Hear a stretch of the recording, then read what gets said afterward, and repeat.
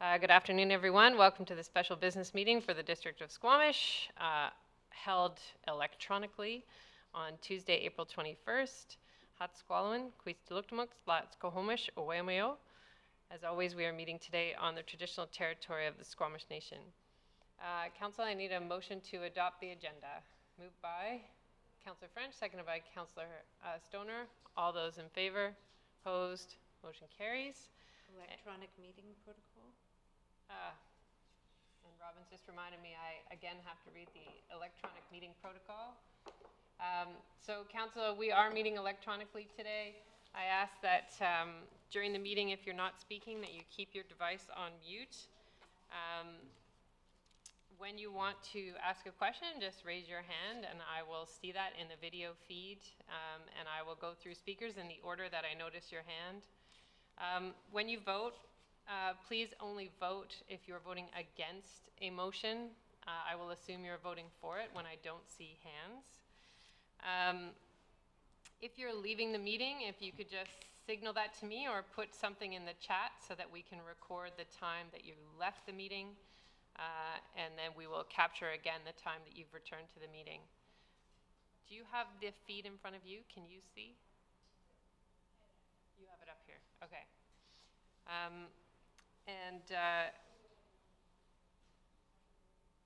You are expected to be involved and participate in the meeting. If you lose connectivity, if you could text the corporate officer, that's Robin Arthurs. She's here today driving all the technology, and we will help get you reconnected. If the technological problem is on our side, we will recess the meeting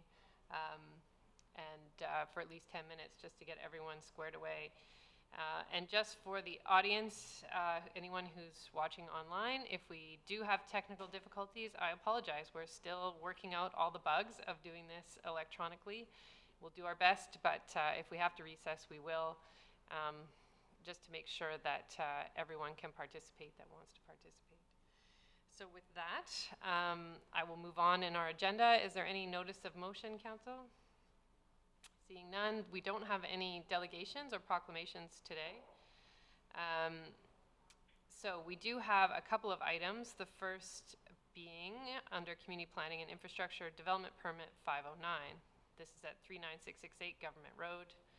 And I will turn it over to the Planning Department for their presentation.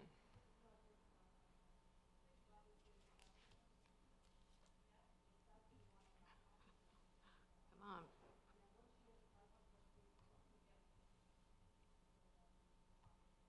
I believe that's me now. Just about there. Oh, there it is. Okay. Woohoo. Good afternoon, Mayor and Council. My name is Jessie Fletcher. I'm a planner with Community Planning.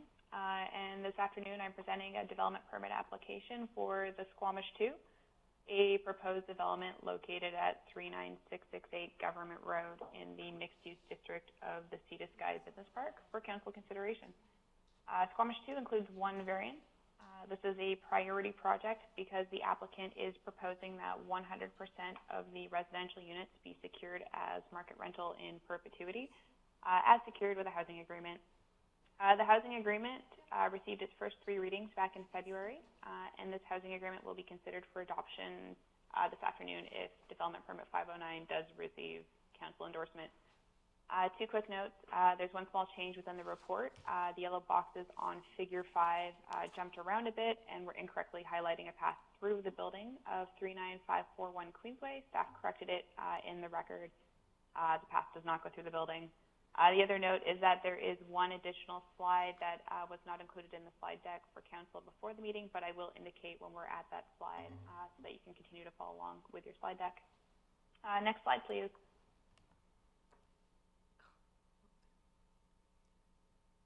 So slide number 2, this is a larger overview of the site. The site is outlined in red in the context of the neighborhood. Squamish 2 is located at the north end of the Sea to Sky Business Park and the south end of the North Yards neighborhood. This site is within the mixed-use district, which is outlined in yellow. The site is currently used as a staging site for the construction of the adjacent site, 39666 Government Road, which is also known as the North Yards. The photo labeled one subject site on the slide is the current condition of the site. A single-family home is currently located on the property, though again, it is being used as a construction staging site. Squamish 2 is located at the intersection of Government Road and Queensway. Photo number 2 is a picture of the intersection, which is why the primary vehicle access will be through the adjacent site. Next slide, please. So slide number 3 provides a bit more context to the area. The first photo is of Aspen Road to the east, where a newer townhouse development has recently just been constructed. North of the subject site are single-family homes, as depicted in the second photo. And the third photo is of the adjacent property, the North Yards, which is currently under construction. Next slide, please. This is an overview of the land use and zoning.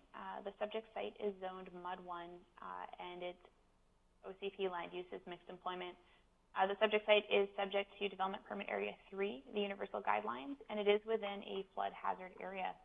Parcels to the north are zoned RS2, residential, while the sites to the east are zoned I11, Business Park Industrial, RS2, residential, and RM2, which is the multifamily residential zone. The sites to the south are zoned I11 as well, and the sites to the west are zoned I2, that's the rail yard.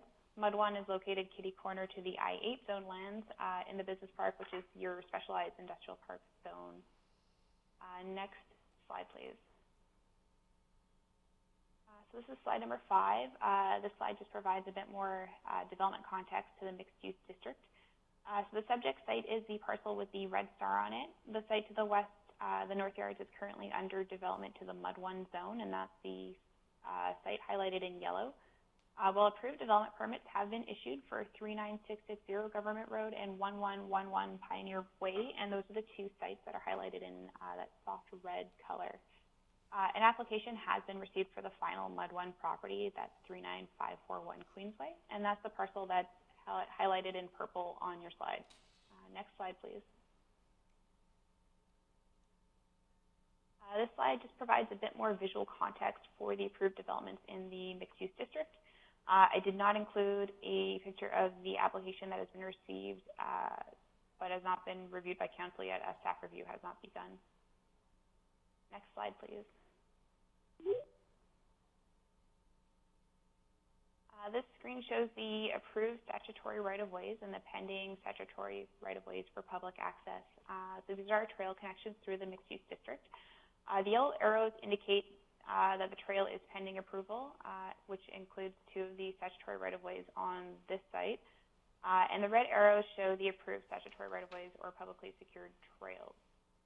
Because the mixed-use district area is so large, staff have actively sought to secure pedestrian access through as many of the sites as possible to encourage a walkable community. Squamish 2 is offering 2 right-of-ways for public access, 1 trail along the east side and 1 accessing the above-grade open space. You'll note that this slide will also help answer a question staff received from council prior to the meeting. The question was, and this is paraphrased, what does the final trail connectivity between the site and the neighboring site look like, specifically relating to the grade differences? This has been a question that's been a little bit tricky to depict in the images that we have available to us, so bear with me here. All the proposed and secured trails, except for the arrow that's within the yellow box on the slide, are at grade. Grade, of course, means slightly different things between sites, but generally within half a meter. Staff don't anticipate at this point, having reviewed the site grading plans, that there will be any abrupt grade changes along the statutory right-of-ways outside of the one in the yellow box. The yellow arrow within the yellow box is a proposed public access that would go up to Squamish 2's podium. However, pedestrians will be able to access all the paths without needing to go up to a podium. Next slide, please. This is a slide that just shows the renders of the adjacent site, the North Yards, the rear and west elevations, so south and west elevations. It shows the letdowns from the podium, as well as the approved trails at grade along the rear. These have been secured with statutory right-of-ways, and they're entirely at grade. Next slide, please. So this is a slide that was not in the slide deck that was distributed to council prior to the meeting, but it's just one more slide to help show the final trail connectivity of the three sites, 39668, 39666 Government Road, and 1111 Pioneer Way. Again, all of the red arrows show the pathways that are at grade. 39541 Queensway, that's the site to the east, not depicted here, will finalize those trail connections by hosting some of the trail on their property along their western property line. Next slide, please. Okay, so this is the site plan. I've laid this out adjacent to the North Yards landscape plan to show how both sites relate to each other. I've noted each address on the slide, so I hope that it's clear. The smaller site on the right of the slide is the subject site, Squamish 2. There's one entry to the parking for both the North Yards and Squamish 2.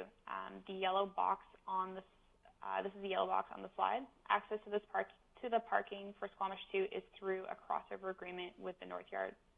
Loading for Squamish 2, however, is located on the east side of the site and accessed from the driveway on the east side of the site. 2 loading spaces are provided. Actual loading of Squamish 2 occurs by foot or dolly up the ramp along the east side of the building. Vehicles will exit the loading into the intersection, which is not ideal, but because it only accommodates loading and waste removal, the engineering department was of the opinion that it would be a fairly low impact overall on the intersection. A pedestrian trail connects Government Road to 1111 Pioneer Way along the east property line, as depicted on the previous slide. The dark gray is the approximate area of the statutory right-of-way for public access, which connects to a proposed trail to the south. The site to the east will add onto this trail, allowing pedestrians a safe path of access outside of the loading area. Staff see the routing of the pedestrian trail through the loading area as a temporary measure until 39541 Queensway develops. A question from council prior to the meeting was to confirm the loading configuration of each site. So staff note that 2 loading bays are provided at 39666, the North Yards, and 2 are provided for Squamish 2 to the east. The parkade access between the 2 parcels is shared, but the loading is not. Staff had asked the applicant if they would be willing to explore shared loading at Squamish 2, the 2 existing loading bays to the west of the site. The applicant did not want to for the following reasons. Loading at 39666 is not ideal in its current configuration, partially due to the lack of space to turn around, and access to Squamish 2 from the North Yards loading would be cumbersome. The elevator in Squamish 2 is not sized for loading, so delivery would need to travel up the driveway, around to the east side of the building, and then up that loading ramp over there. Next slide, please.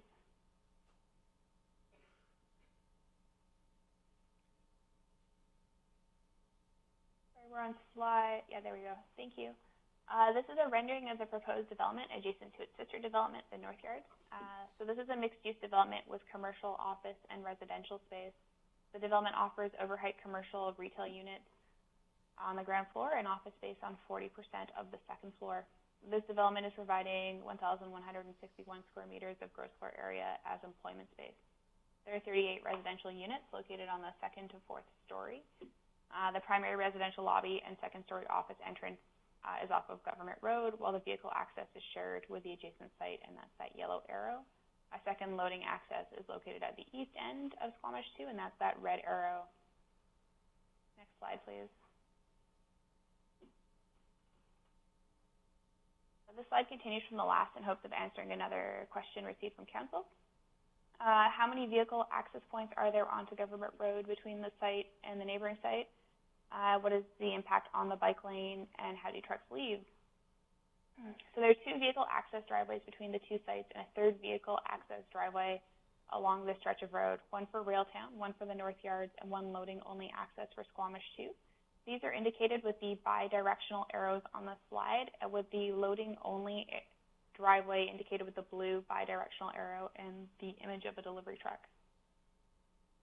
Squamish 2 has 2 loading bays accessed from this driveway to the east of the site, and you can see from the inset picture on the slide sort of how that works. The configuration of these 2 does allow for a turnaround.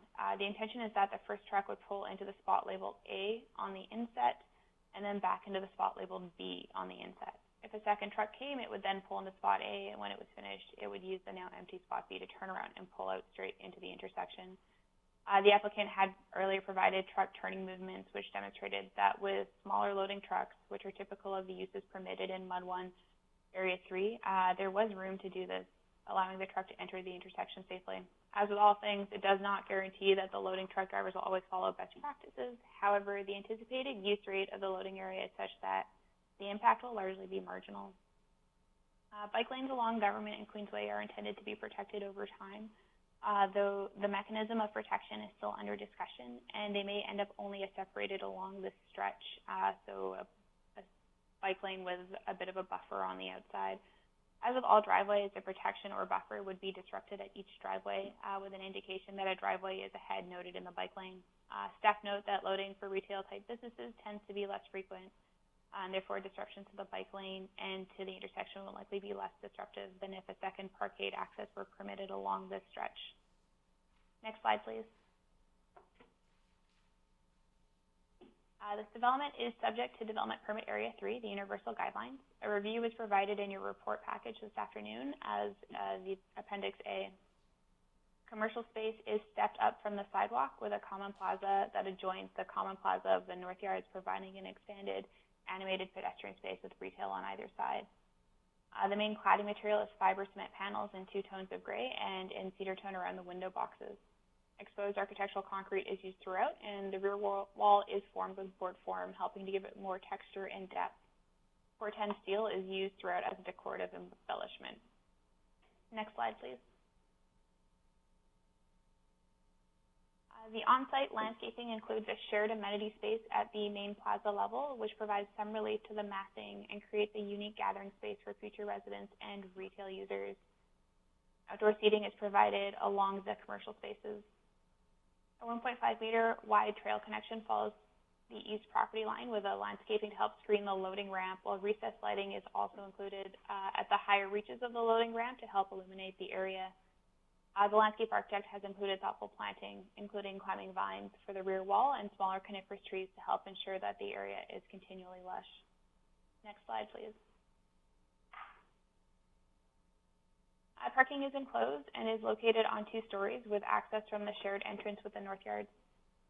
Electric vehicle charging stations and infrastructure is provided to meet the bylaw requirement, as is all bike parking. As noted, there was also a question from council related to the parkade. The question was, why didn't the proponent allocate any EV charging stations to the residential parking spaces? Staff first note that all parking stalls must be equipped with charging infrastructure so that they could accommodate charging stations in the future. But staff did forward the question to the applicant, who indicated that they were happy to allocate these stalls to residential units if that was the district's preference. Staff looked back at the intentions of the original bylaw amendment, and it was to provide residents with charging stations, and the applicant has agreed to allocate the residential stalls as EV at the building permit stage. But no changes to the existing drawings are necessary at this point. Next slide, please. The proposal largely conforms to the zoning requirements with the exception of the following variance, which was suggested by staff. The applicant requests a variance to the required number of loading spaces from 3 to 2, which was suggested by and is supported by district staff. The zoning bylaw does not allow for office space to combine their loading requirements with other commercial uses space requirements. Combined, both uses would require a total of 2 loading stalls. Furthermore, the 2 loading spaces will likely be sufficient for the total employment space being provided based on a limited review of requirements of other nearby municipalities. This item is a known gap in the zoning bylaw and is being reviewed during phase 2 of the zoning bylaw update. If the loading bay variance is not successful, it will not affect the building form, but will limit the variety of uses that could be established within the employment sections of the building. For example, if the variance was not granted and the applicant proceeded with only 2 loading spaces, office would not be possible in combination with any other permitted employment use, or alternatively, only office would be permitted. The applicant had proposed a solution to provide a 3rd loading space, as shown by the red square on the slide. However, its siting would have also required a variance, as loading spaces are not permitted in the interior side setback. It also, while in use, would have obstructed the informal pathway that runs along the eastern property line. Next slide, please. Development Permit 509 was presented to the Advisory Design Panel on September 26, 2019. The committee reviewed the project and passed a motion that it supported DC 509 in general and would like the applicant to work with staff to resolve the following recommendations. and those recommendations were to encourage shared uses between the North Yards and Squamish 2, to consider treatments and embellishments on the south-facing wall, and to color match the flashing. Staff also note that because this is a priority project, only one visit to advisory design panel is required. Some key recommendations and the resolutions are detailed in the report. Some key changes included the inclusion of board form on the south wall, recessed lighting along the east wall, and increased planting along the east wall. One comment to color match the flashing was not implemented because of the significant added cost. Because this is a rental building, OCP policy is supportive of reducing finishing costs to achieve higher affordability. The addition of board form, which is also of a significant cost, was considered a more important design consideration, considering its interface with the adjacent green space. Next slide, please. The project largely meets development from Area 3 guidelines and also supports some policy within the OCP, including some of what I've included on this slide, like supporting a diverse mix of housing forms and tenures. The priority process was used to incentivize new rental housing and some relaxation of the ADP recommendations that may help with affordability in the future. And we've secured more rental units through the provision of a housing agreement in perpetuity. Next slide, please. Finally, the project also meets many of Council's priority areas by meeting DPA's energy efficiency guidelines, adding to a complete community, meeting Step 3 of the Energy Step Code, by securing rental housing in perpetuity, by providing almost 1,200 square meters of new employment space, and by creating neighborhood connectivity through public access statutory right-of-ways. Next slide, please. District and legislative processes were followed for this application, including notices being sent to property owners and tenants within 100 meters. No comments were received after the notice was sent. No requests for a public information meeting were received, and so no public information meeting was held. Several letters were received from the property owners to the south and the east. This correspondence has been included in your report package this afternoon. Some of the concerns in those letters that have since been addressed include the lack of at-grade open space. The applicant revised their drawings and provided at-grade open space in the rear that is programmed with landscaping addressing this concern. Staff note that previously the applicant was seeking a variance to relax the rear setback to 0.5 meters, but they're no longer seeking that variance. The next was the reduction of the rear setback, which again, the applicant has removed that request, so they've addressed this concern. And finally, the lack of trail alignment. Again, Squamish 2 has provided a connection for the trail along the east property line, and that will meet up with the trail to the south. When the Mud 1 zone was adopted, staff again worked to identify potential trail alignments for pedestrian access. As the site developed, staff have worked with all the developers to provide continuous trail access. In this case, the trail alignment will only be finalized once the adjacent property develops, and then a full safe trail will exist. Next slide, please.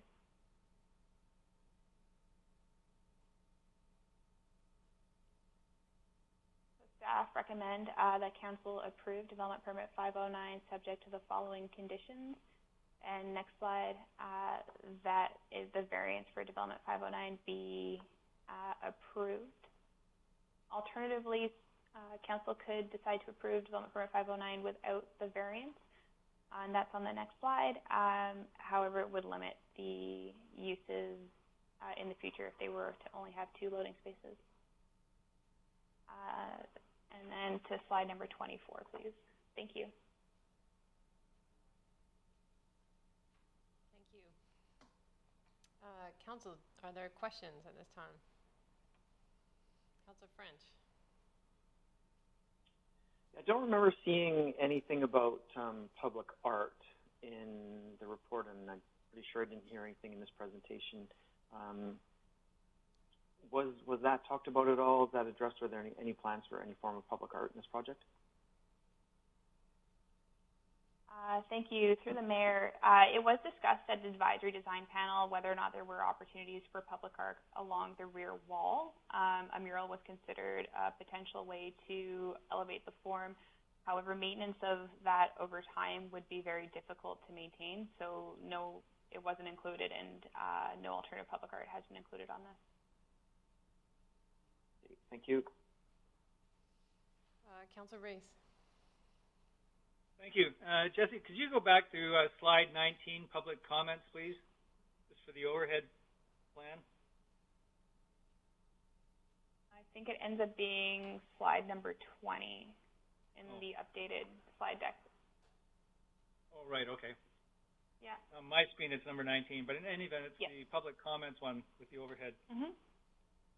So I'm curious about sort of the general layout of the whole mud zone. So first of all, am I correct in saying that the flood route is Queensway and there's no flood routes through that mud zone at all?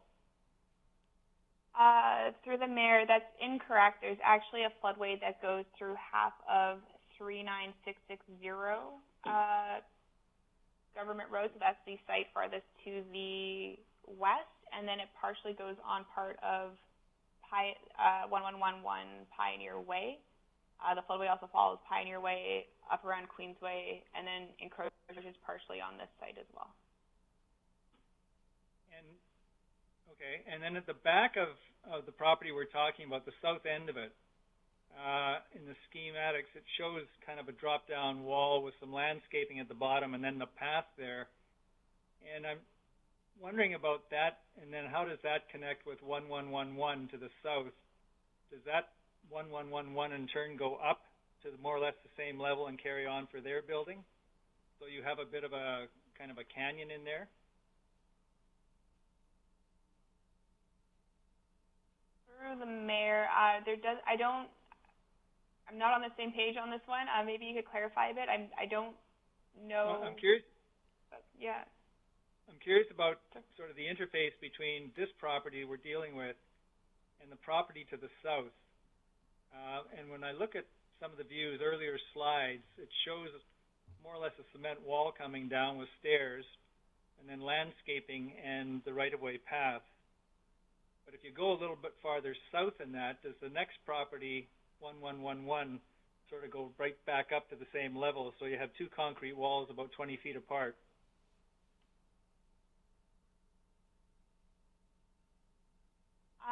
Through the mayor, so the trail on 1111 and the trail on the 39666 and 39668, the ones along the east and then through the back are all at the same grade, approximately, all within half a meter. Where the wall is at the subject site 39668 is 4 meters off of its property line with 1111. That makes sense. So there is, they're at approximately the same grade. There may be a difference of 0.2 meters approximately from what we've seen, but they should be approximately the same. So there's no canyon effect there. I think too. Because they're separated. Councillor Race, 1111 Pioneer Way put their commercial at grade, and this development has put their commercial above the flood construction level.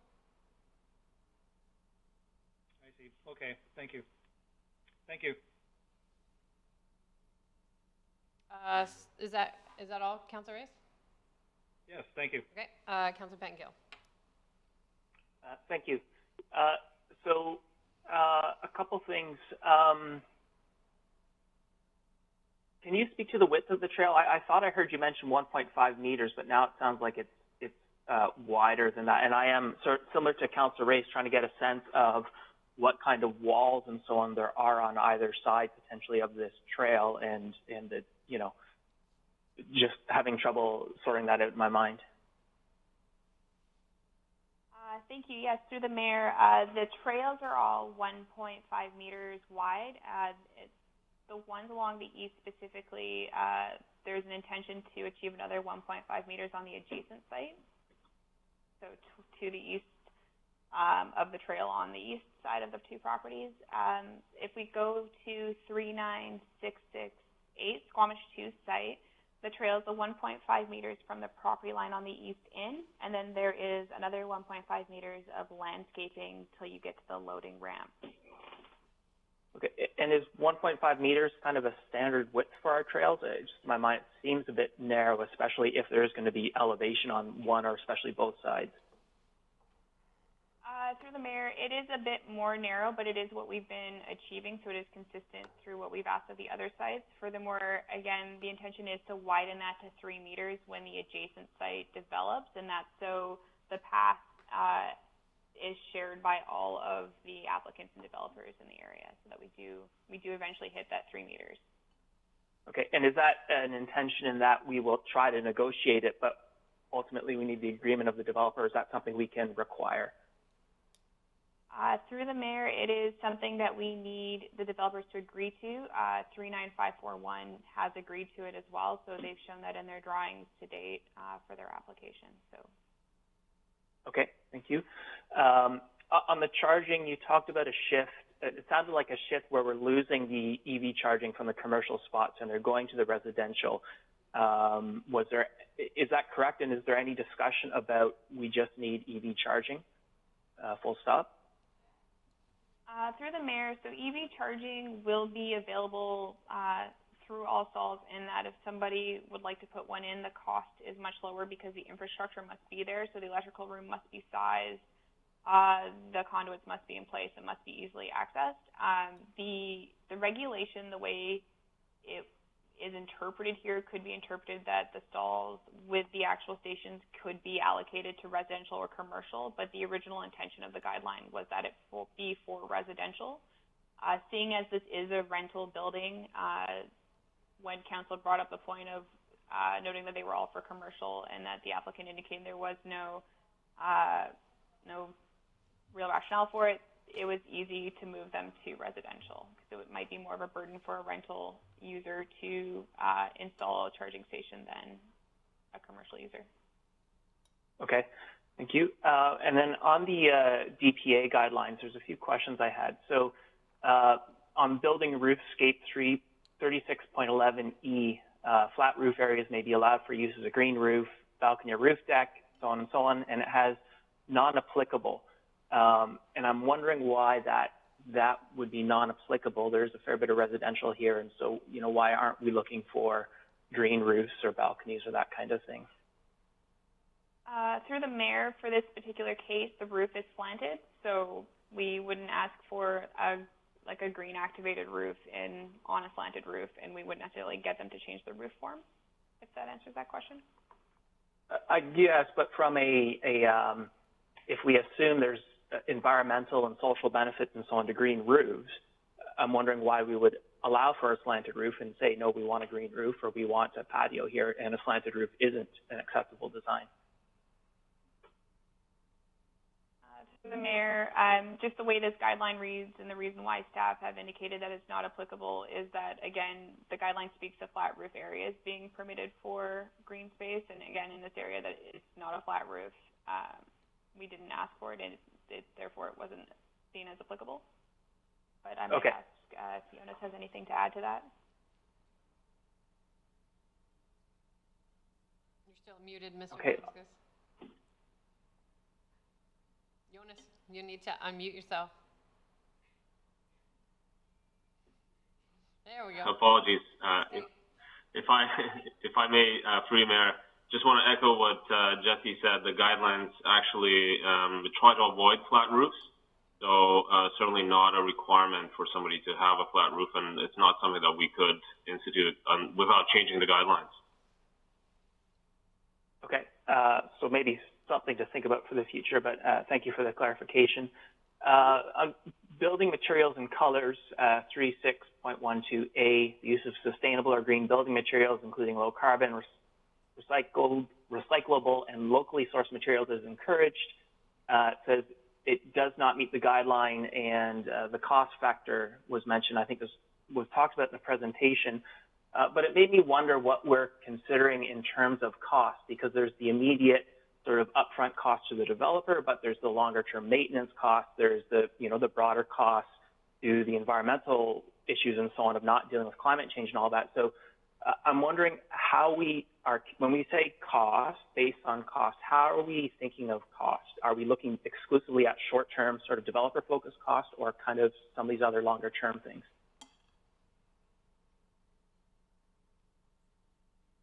Ms. Fletcher, is that for you to answer, or Mr. Vilniskis?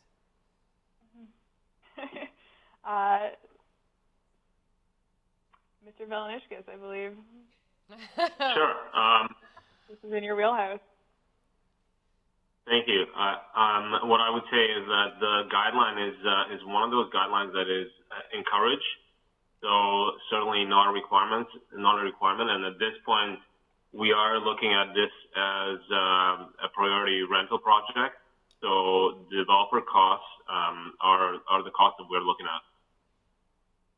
Okay, thank you. And yeah, this is another one that I'd kind of like us to think about maybe going forward. I think it's important how we're interpreting costs.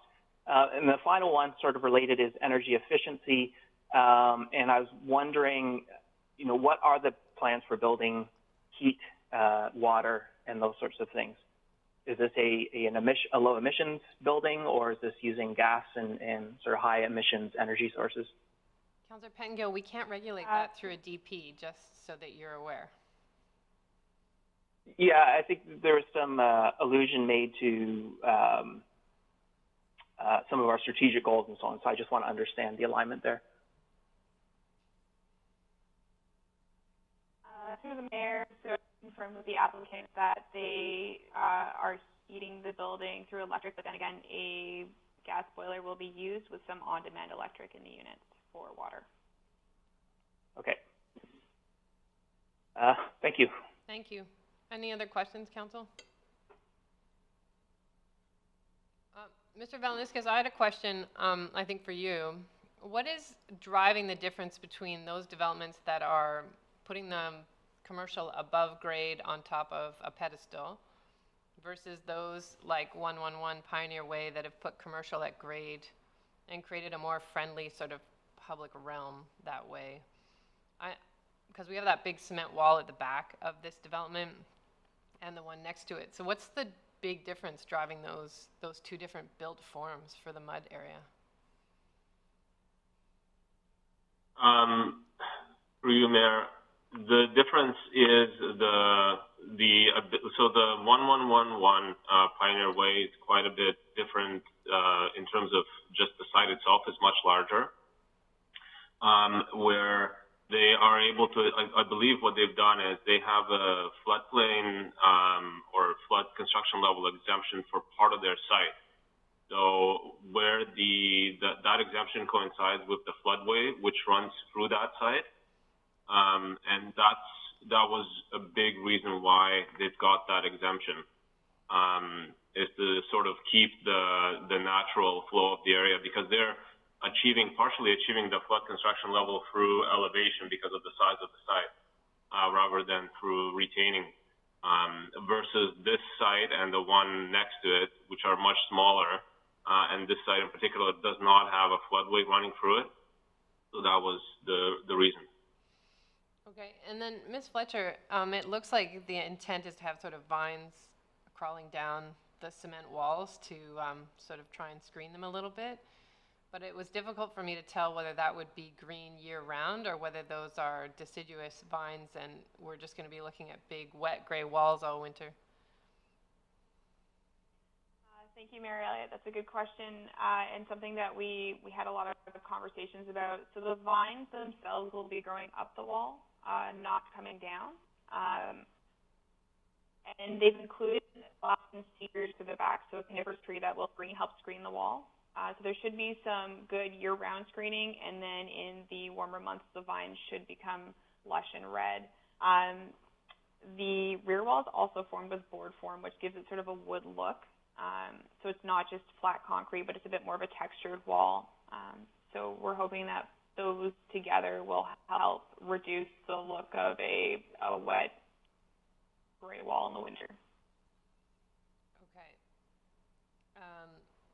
And I know we're putting residential here, and there is a requirement for playgrounds if there's none in the area. So how is that dealt with in this sort of mixed use area that doesn't have a playground close to it, but may have families living there?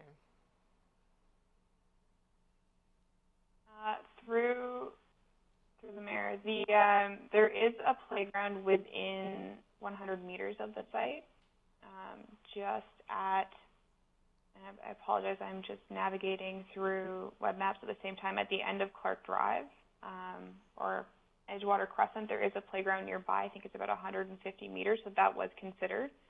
That is as the crows fly. You can't walk there. As a crow flies, yes, it is a longer walk. Yes. So it doesn't really count. So that was considered.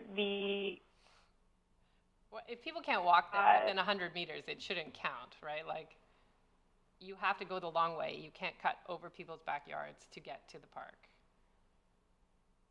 and the stream. Again, through the mayor, that was considered, yes. The other item is that for the adjacent site, they are developing with a larger playground area, so that there are some coming in the area. So we have considered sort of what's happening in the area as a whole. Okay, just for future, let's not do as the crow flies as proximity. It's how long people actually have to walk to get to playgrounds. I think that matters. Because that's how far kids would have to travel with or without their parents. But I'm glad to hear that the next property has that kind of space.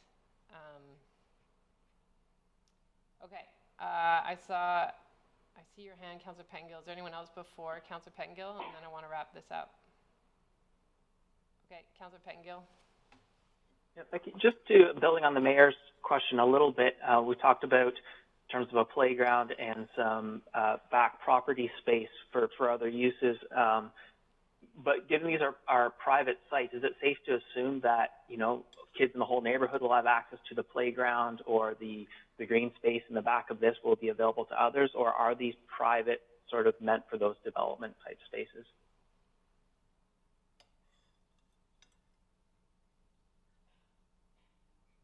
The mayor, there's a combination of both things happening. Where possible, we are seeking public access statutory right-of-ways. Depending on where they're located, some developers are open to it and others are not. So the intention is to secure as much of it as publicly accessible as possible. In some areas, it's not feasible if it's above or within an existing development. But that area that is a public-private sphere, we are working with developers to secure as much of it as public as possible. And so with this playground area, the other development in particular, are we thinking that is going to be secured for public access? Through the mayor, I'm not working on that one particularly, but in early conversations, that has been the intention. What the result is that I can't comment on at this time. Okay. And then my other question is, in a lot of the developments that have been coming to us, it seems I keep seeing beverage manufacturing, and I know we had some pushback with the emergency bylaw adjustment we made. And I'm starting to wonder a little bit if we're overreacting to some of that, or if this makes sense in all of these places. And because for me, it just seems like a bit of an odd man out sometimes. Like, I can understand some of it, but you know, is our intent more that we actually are hoping to see restaurants in a lot of these areas for that sort of neighborhood hub thing, and this will help facilitate that? Or is there really something unique maybe that I'm missing about beverage manufacturing where it really belongs in all of these places?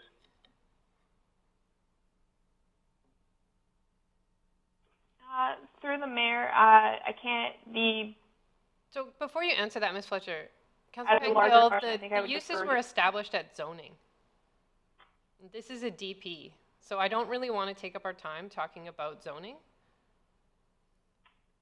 Okay. Thanks. Are there any other questions?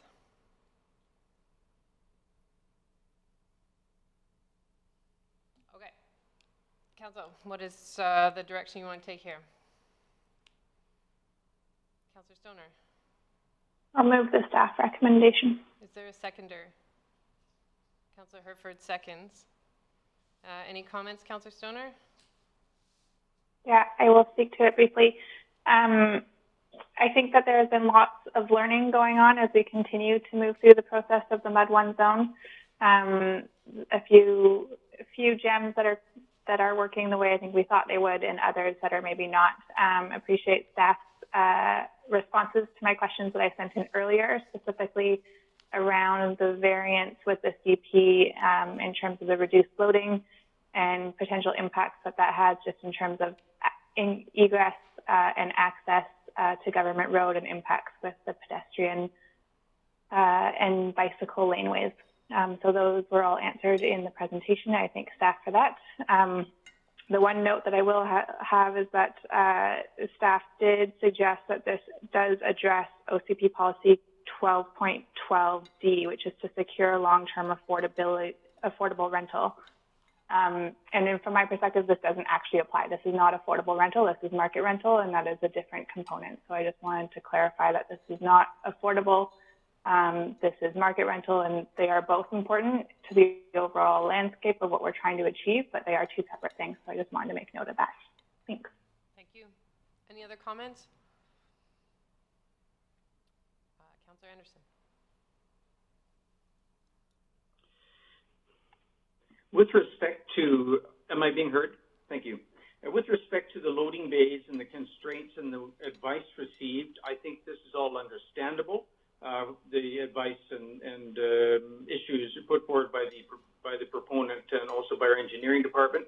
I accept there will be a low impact on the intersection and the bike path. However, in the longer term, we will see further development in this area, including some large projects potentially, and in the BCR yards as well. And this will create some congestion, but I'm satisfied that we will have some options, or options are in the works to deal with this potential safety impacts at this intersection, but I think it is an important issue. Thank you. Thank you. Seeing no other hands, I will call the question. All those in favor? Any opposed? Motion carries.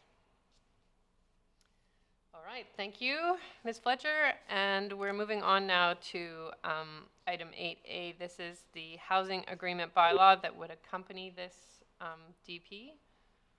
Does someone want to, we've already given that readings. So, someone want to move adoption? Moved by Councillor Herford, seconded by Councillor Reyes. Councillor Reyes?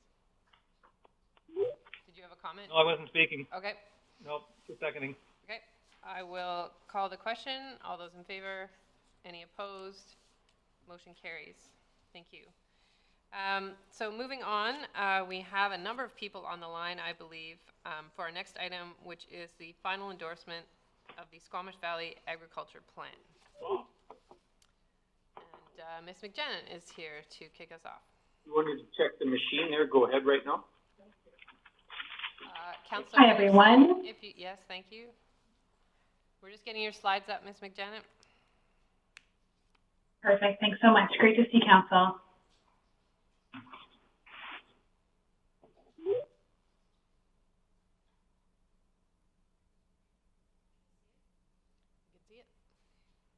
Perfect. Thanks so much, everyone. My name is Sarah McJanet, Senior Planner and lead on the Squamish Valley Agricultural Plan. Today, we are presenting and seeking Council endorsement of the final agricultural plan, along with the implementation terms of reference that outline the leadership roles, scope, and annual resourcing necessary to support ongoing plan implementation. So the draft plan was received by District Council on February 4th, and the implementation framework was endorsed in principle, and then a day later, the SLRD board received the draft plan and similarly endorsed the implementation framework as presented. So we have a quick presentation today just focusing on the plan's finalization, those last steps, and the implementation moving forward.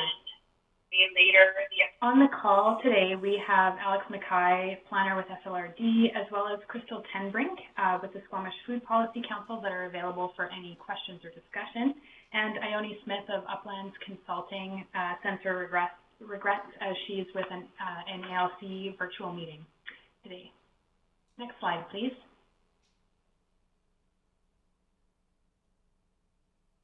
As always, we extend our thanks to the funders and acknowledge the commitment of the project partners. So both the district and the SLRD committed $15,000 towards this project and then received matching funding of $30,000 from the governments of Canada and British Columbia through the Investment Agriculture Foundation of BC. Uplands Consulting and Whistler Center for Sustainability led the plan development and the engagement process. And of course, as you know, there was a lot of close collaboration with the Food Policy Council, as well as the BC Ministry of Agriculture. in particular agrologists Kim Sutherland and Allison Fox. And then we worked with a steering committee composed of local producers, organizations, and members of the public. Next slide, please. So this is our steering committee. Just a big thank you for their expertise and support that they provided to the process. Sadly, we haven't been able to have a celebration with them at the end of this project, and in lieu of a celebration, we have made a small donation to the Squamish Food Bank in lieu of spending money on local food. So we know that's a need. Next slide, thank you. We did a lot of engagement on this project, and you can see the different types of activities that we held over the course of the 18 months that we worked on the Ag Plan. Following the council draft plan review at the end of January, we did hold a final open house on February 20th at the Adventure Center, and we had about 40 people attend that event. And also the Squamish Food Policy Council hosted a final implementation plan comment session in February. Next slide, thank you. There are 6 deliverables for the project as shown here. Final rounds of community council and SLRD board feedback were incorporated into the final plan. So this included addition of detailed ALR and floodplain maps in the plan as well as in the background report. We included expanded considerations for reducing wildlife conflicts for urban and rural food growing activities. We added additional detail about opportunities for collaboration with Squamish Nation. We also coordinated and updated references to the Squamish Climate Action Plan and included considerations for agriculture in climate change planning ongoing. There was increased emphasis placed on regenerative agriculture practices, including agroforestry and farming practices as a method to mitigate climate change impacts. And we also adjusted the process and performance indicators in the monitoring and evaluation strategy. Excuse me. Final deliverables also have included development of an informational brochure that provides just a summary of the Ag Plan at a glance, and as well the joint implementation agreement. And these documents are all available on the SLRD website. And once the implementation agreement is authorized and signed off, it will be posted there as well. Next slide. In summary, the agriculture plan provides a framework to support local agriculture and the food system sector. To strengthen agriculture within Squamish and Electoral Area D, there's a core plan objective that is to protect and increase productivity of food lands and the ALR within the plan area. Next slide.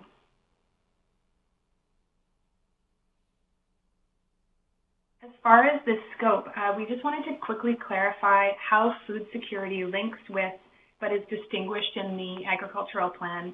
This has been an ongoing discussion component or a discussion topic with the steering committee, and it's really important for understanding and action going forward. So food security is when all people at all times have access to sufficient, safe, and nutritious food and affordable food to maintain a healthy and active life, and that's from the World Health Organization.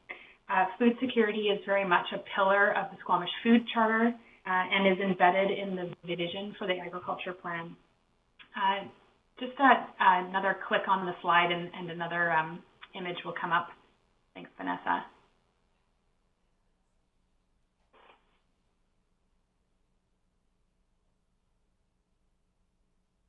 Oh dear, we've lost the image.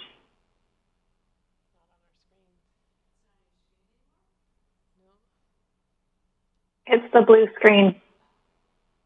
Oh dear. Did we switch presentations?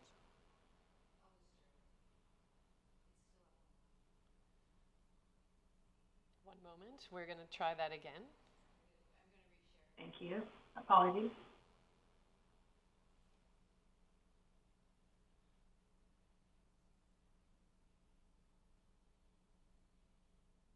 No, this one does not like to be shared. Mm-hmm.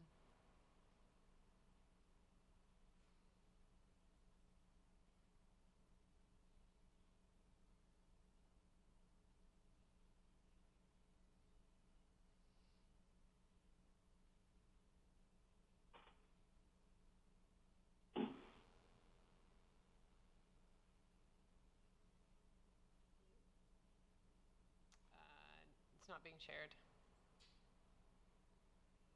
Would you like me to continue without slides? Council does have the slides.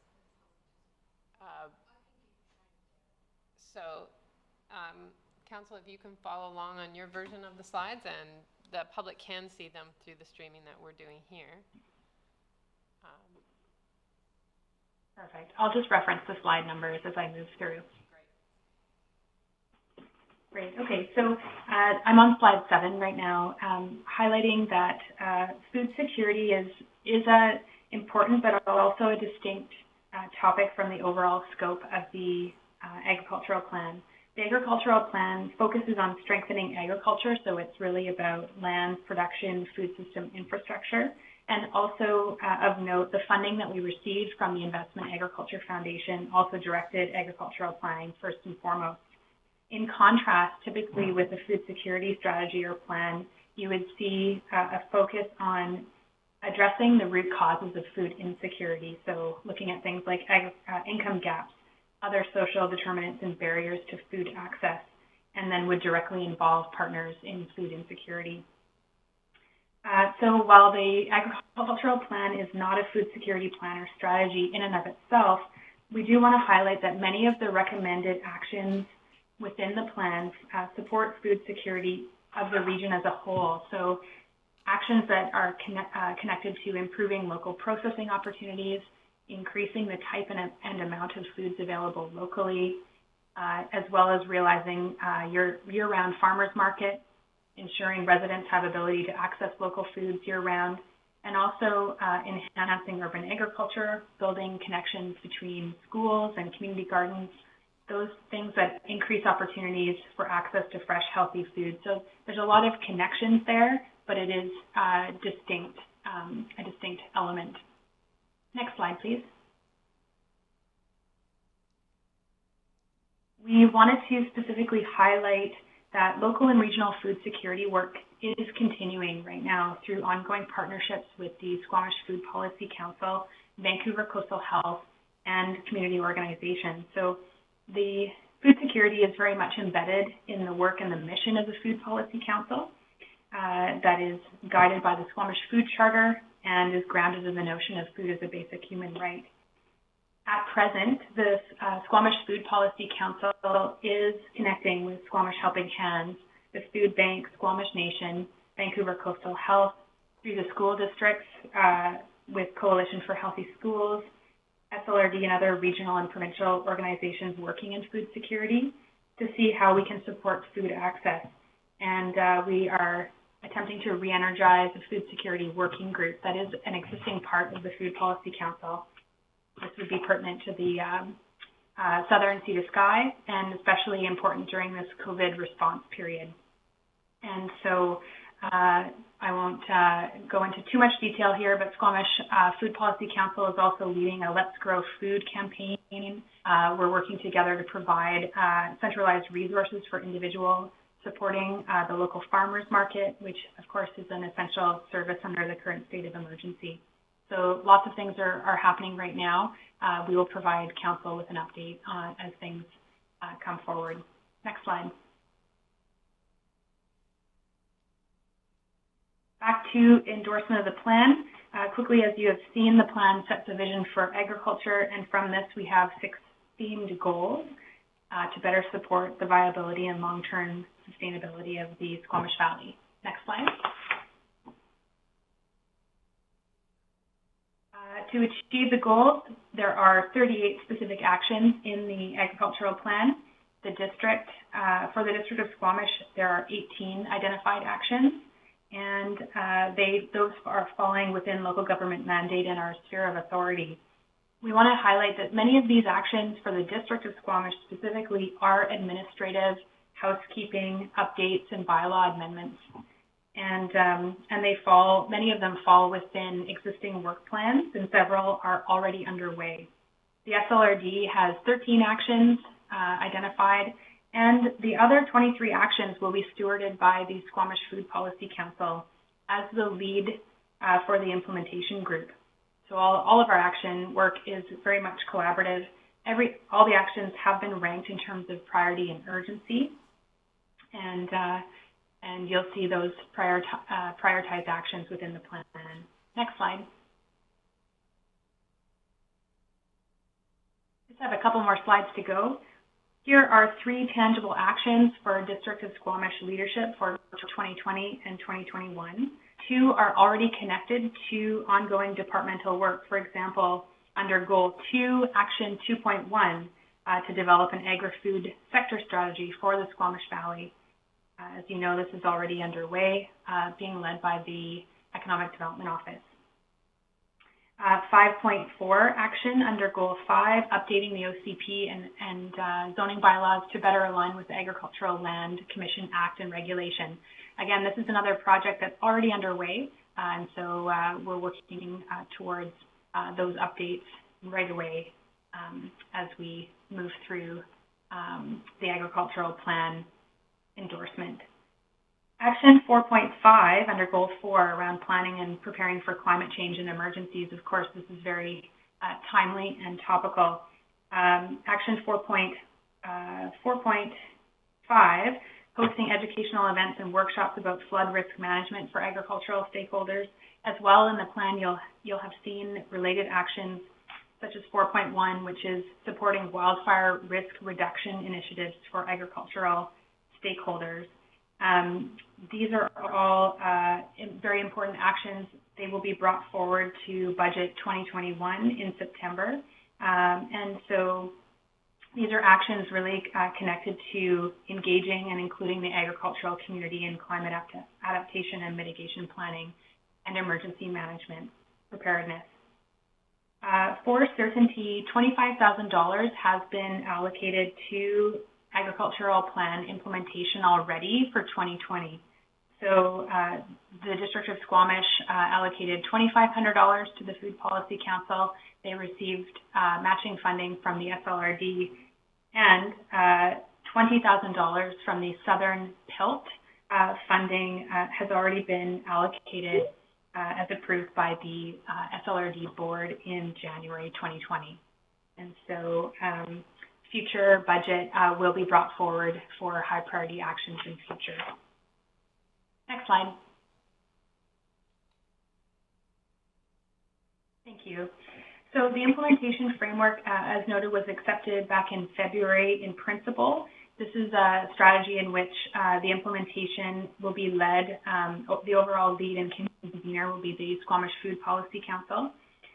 So this is a hybrid approach that involves government and non-governmental cooperation. And it was really the approach that we landed on as the best approach to mobilize and coordinate action across multiple levels of government, and also given the limited resources that exist in each community.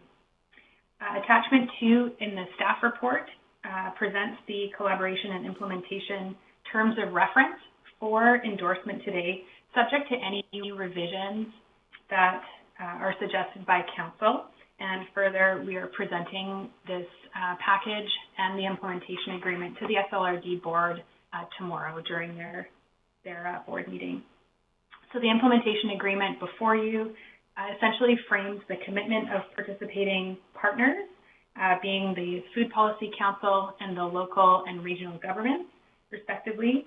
It's non-binding, and it will be implemented, the plan will be implemented as dictated by available resources and shared priorities.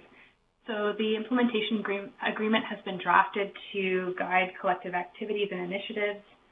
It also outlines expectations with respect to convening meetings, annual work planning, budgeting, and also outlines the support of local government in terms of staff liaison, advisors, in provision of in-kind public meeting space, annual reporting, and communications.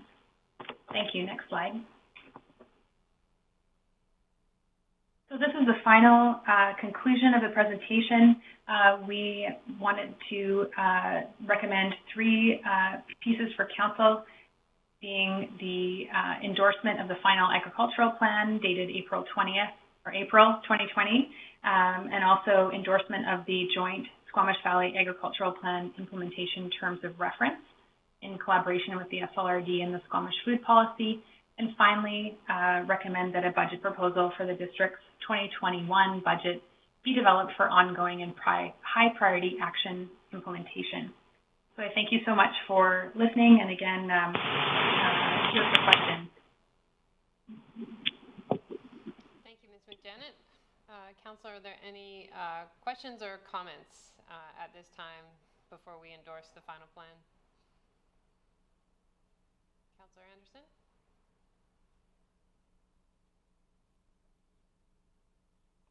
Yes, in reviewing the changes or incorporating a feedback from our last time together, I'm quite satisfied with how these elements have been put into the plan. Agroforestry was one that I'd raised myself. However, I'm still curious about the detailed maps. Now, I'm looking at page 4, figure 3 in the plan document, which is a map of the ALR and floodplain. It still strikes me as rather a large-scale map, and I'm wondering where or whether you have incorporated some more kind of, if you like, closer-scaled maps of different sections of our valley. I think that this is an important element for public outreach and dialogue in future. Do you have those maps incorporated somewhere in these documents? Thank you so much, and through the Mayor, on the mapping piece, following Council's discussion and initial comment around the mapping, we definitely adjusted mapping, but they are large scale in the plan. What we did on page 5 of the document is that we included web links to the District of Squamish web map as well as the SLRD web map, where and further the agricultural land use inventory. We have been working with the province. The ALUI mapping is amazing. We have to integrate the mapping within our GIS system, but we do have some initial draft maps from the ministry, but we have not been able to confirm their use, and they wouldn't have actually been very readable in the format here. So the decision was made to really link people electronically to the data sets themselves. The province has the web mapping platform that they use for the ALUI is amazing. And it really, for people that have property-specific questions and want to see the classifications and the designations that apply to those lands, it is best that they link in with the actual web maps themselves. So that was the decision that we came to on the mapping. Thank you very much. Thank you. Any other questions, comments? Yes, Councillor Stoner.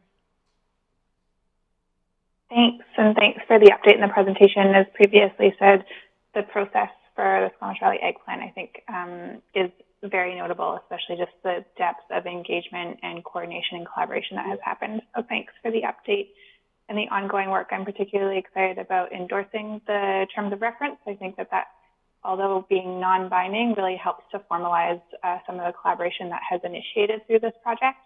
And even just you speaking to some of the actions that are being taken to respond to food security issues in our community as a result of COVID, and how this partnership may be able to help support some of those actions. I look forward to hearing more on that in the coming months. One quick flag, and I'm happy that you used it as one of the examples of the actions in the plan, but Action 2.1, which is currently slated as ongoing, the agri-food sector strategy. We got an update from Kate in Economic Development last week that is now being put on hold as a result of some of the ECDEV shifts that are happening as a result of COVID. So just a flag that we may just want to merge those 2 points together in this final scenario. But other than that, thanks for all the work. Thank you. Councillor Pettengill? Thank you. Yeah, I attended the event in February, had some great conversations, and was really pleased when I read through this to see how much of our feedback had been incorporated in this final draft. And I think for me, a big shift away from strict economics to looking at a little bit more circular economy and some of the other benefits that come with a lot of these plans. And I'm glad you dug into the food security piece and how that fits in a bit. One small niggle with me is just I might have added in a KPI about the proportion of our local diet shifting to locally sourced food. But hearing you talk about the sector strategy and some of those things, that may be an opportunity to look at, what sort of crops are we thinking about? Are they crops that will be eaten locally and that kind of thing? So I think there's still opportunity to deal with that. And local employment, too, I think is another piece that we need to be thinking, especially now these days. But overall, I'm very, very pleased with how this has evolved, and thank you very much. It's excellent work. All right, thank you. I don't see any other hands, so does someone want to move the staff recommendation? Moved by Councillor Race, seconded by Councillor Stoner. Any further comments? Yes, Councillor Race. Thank you. And I'm delighted to be at this stage and delighted to be able to move this. This started last term, both at the SLRD and at the district, and it's come a long way. It has been everything I hoped for. And I just wanted to thank staff, both at the SLRD and at the district, for their work on this, as well as all the community stakeholders. And there's been a lot of them, and Squamish Can will sort of carry the ball on a lot of the stuff going forward. And so I think this is a very important collaboration as a result of the work done in this. So happy to support this. Thank you. Any other comments? I'm going to save mine for the SLRD presentation. I'll let you speak tomorrow. Yeah, I'll speak tomorrow. All right, I'll call the question. All those in favor? Any opposed? Motion carries. Thank you. Great work to everyone involved. Okay, next up, before we do a recess, is Development Permit 528. This is for 41811 Hope Road. I believe we're turning it over to Asia.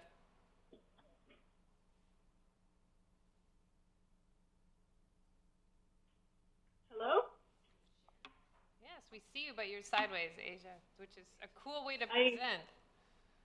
I also see that. I'm not, I guess I could flip my iPad around right now.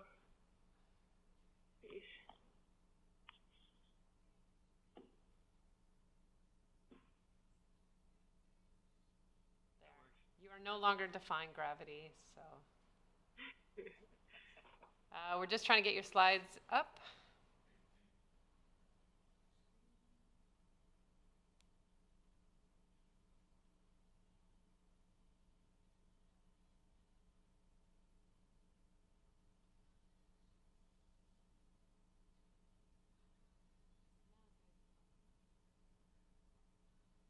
We have the blue screen.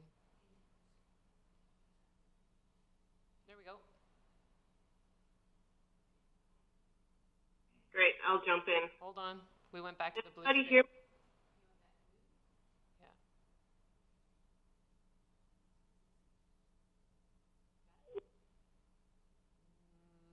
Yes. Okay. Yep. All right. Afternoon, Mayor and Council. My name is Asia Philp, planner with the Community Planning and Infrastructure Department. Can you hear me okay? Yes. All right. So today I'll be presenting Development Permit 528, located at 41811 Hope Road. And before we jump in, I just wanted to add that my connection has dropped a couple times while I've been watching. So I apologize in advance if this happens, and I'll try to reconnect as quickly as I can if that happens. So getting back into it, this is our first triplex proposal that has been brought forward since triplexes were added as a permitted use into the RS2 zone for corner lots only, and that was part of the 2018 omnibus of zoning bylaw amendments that were intended to encourage missing middle housing forms. Next slide, please.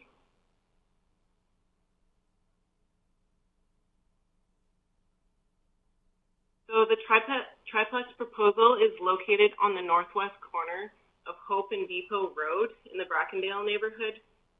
The residential area is comprised primarily of single-family homes, and the zoning is mostly RS2, residential 2. The OCP land use designation is residential neighborhood. The property is zoned RS2. It's within Development Permit Area 3, which was established to regulate the form and character of multifamily residential development. The property is also located within Environmental Protection DPA 1, but it's exempt as the Streamside Protection and Enhancement Area, the SPEA, does not extend onto the property. It is also located within a secondary floodway area, and flood hazard protection DPA 2 applies. The recommendations from the submitted flood hazard report have been included as DP conditions, and there will also be a flood covenant that will be registered on title to address this hazard. Next slide, please.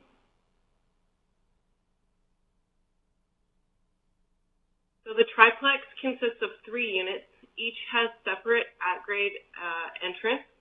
The height, setbacks, lot coverage, and floor area ratio regulations are the same for a triplex as for a single unit dwelling in the RS2 zone. So essentially the maximum achievable massing of the triplex is equivalent to that of one single family house. And the 3 units range in size from 1,400 square feet to 1,600 square feet. And all of the units have 3 bedrooms. Next slide, please.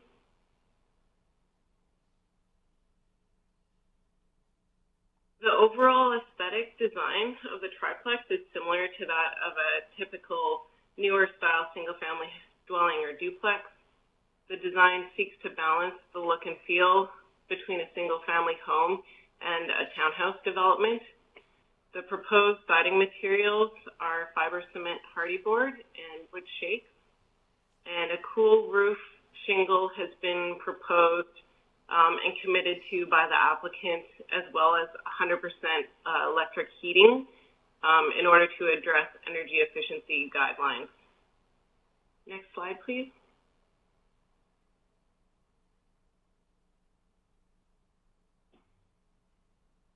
So access is off a shared driveway on Hope Road. 2-car tandem garage is proposed for each unit. And additional on-site parking can be accommodated on the shared driveway area.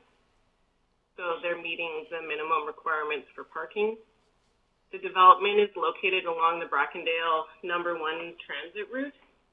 And currently there's a paved shoulder along Depot Road that's designated as a bike lane, but in practice it's shared between cyclists and pedestrians, and there are no sidewalks along Depot Road or along Hope Road.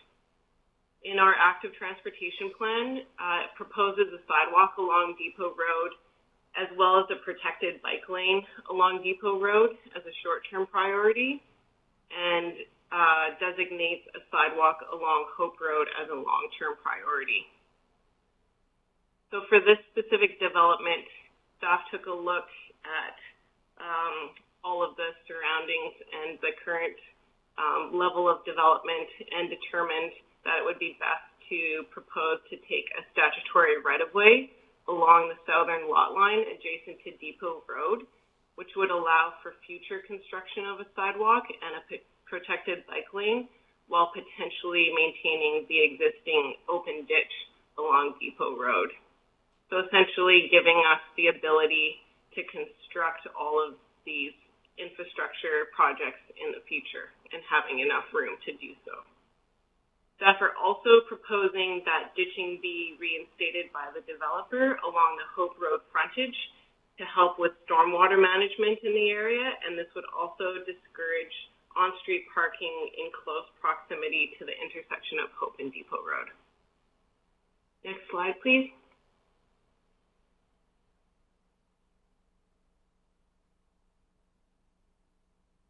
So there's a mix of common and private open space provided in the project. It's unknown whether the rear yard will be shared between the 3 units or individually divided up, and this is at the discretion of either the developer or the future owners. Each unit has multiple private decks located off the second and third stories, both in the front and the back of the unit. The site's the site's landscaped with trees, shrubs, and lawns, so it's fully landscaped.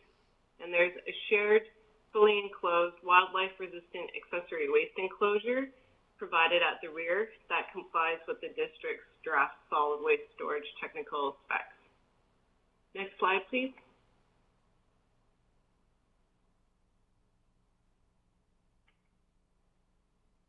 So the triplex project aligns with the OCP policies on diverse and affordable housing that are listed here. I won't read them out on the slide. The triplexes are a form of missing middle housing. They're positioned just between duplexes, but are less dense than townhouses or low-rise apartment developments on the housing spectrum diagram shown here. Next slide, please.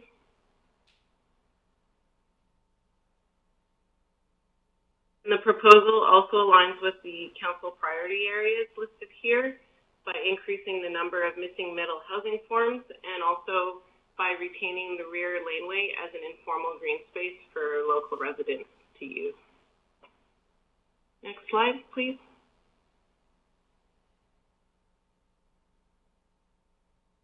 So DP 528 was posted to the district's development showcase. We received over 10 requests for a public information meeting, and a meeting was held on December 18th, 2019. Approximately 20 members of the public were in attendance. We've received 17 public comments to date, and the top concerns focused on keeping the laneway as green space and voicing concerns that the proposed triplex is overall just a bad fit for the neighborhood and comments around it being too big and or too dense. Other key concerns were voiced around parking, views, and overshadowing, as well as drainage and stormwater concerns. We also received a petition with 20 signatures requesting that the unbuilt laneway be kept as public green space with no vehicle access. Next slide, please. So the project as proposed meets the Development Permit Area 3 objectives and guidelines.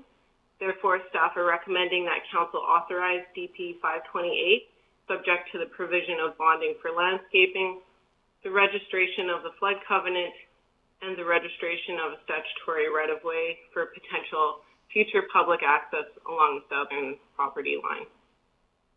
And that concludes my presentation. Thank you, Ms. Phillip. Councilor Race has a question. Thank you. Can you tell me, is the lane a dedicated roadway owned by the district? Yes. Through the mayor, the lane is shows as a district road right-of-way on the legal plan. So in the future, whatever happens with that will be a district decision, not a property developer decision. Correct. Thank you. Councilor Stoner. Thank you. Through the mayor, I'm curious about the requirement for frontage improvements. I realize this is not a rezoning, but it is a redevelopment, and I'm just curious why the developer then wouldn't be responsible for something like sidewalks. Thank you. Through the mayor. So we did have a lot of discussion and thought put in towards this, working with the engineering department, and we felt that given the current high flood hazard risk and the Chikai debris flow risk, there isn't likely to be very much redevelopment seen in that neighborhood. And so that, in combination with asking the developer to install a sidewalk when there may not be any other development going on, so it would sit on its own, we felt it best to take the stat right of way and not ask the developer to put in the sidewalk. And also, in addition, actually a big consideration was the existing ditch and the need to address the stormwater in that area. And really the ditch is the best solution rather than trying to do a covered stormwater system in that area. If I may add, Go ahead. just wanted to add that the value of that right-of-way is probably very comparable to what the improvements would be if somebody had to build a sidewalk versus if the district had to acquire that right-of-way in the future when we had plans to build sidewalks in the area. So that was the balancing point. So as a follow-up to that, I've always heard and I believe sidewalks are very expensive to build. Is that because of the requirement of getting a right-of-way, or are they actually just an expensive piece of infrastructure to build? That's probably just because they're expensive to build, but acquiring a right-of-way can be just as expensive, if not more. It depends on whether you're having an agreement with the property owner or you have to go through a legal process, which makes that acquisition even more expensive. And another question on a different topic. Go ahead. Just seeking clarity, Ms. Phillips, you spoke to how the form and massing is the same, whether it's a triplex or a single-family home that could potentially be built on that property. I'm just curious, so that means that we could have a 6,000 square foot plus single-family home of the same size built on this property. Is that correct? Through the mayor, exactly. You're completely correct. Interesting. Thank you. Okay, I have Councillor Herford on my list. Thank you. I was happy to see that a lot of the feedback from the neighborhood was regarding the use of the lane. So I'm glad that's not part of this equation anymore. And I think similar to Councillor Stoner's line of questioning about the size of this triplex or this structure, regardless of how many people are to live or how many units there are accompanying it. But mine's flood level, like that's the new elevation that everyone is going to need to build to, if anything is to redevelop in that neighborhood, right? Am I correct there? So that parking below and 2 stories above is potentially the new norm to the flood level. I know that some of the houses adjacent or nearby are maybe even 1 level or below the grade of the road even. Is that correct? Through the mayor, yes, that's basically correct. So in order to meet our current flood construction levels, it essentially means second-story living. The garage would be all non-habitable floor area. Okay. I do have some concerns about the parking, putting that many, we've got 9 bedrooms in the structure and we've got 6 spots. I do see that the parking garage seems to have a little bit more room for some storage. It's not a pure two car, but it is quite tight. However, I don't know, we can't, seeing as they're meeting our minimum requirements, I don't see how we improve that, but I do think the parking is quite tight on the site, given that a lot of 3-bedroom places could have 3 or 4 vehicles per unit, but we can't hold this. Is there anything that we can do to increase the parking requirements? I suppose is the question.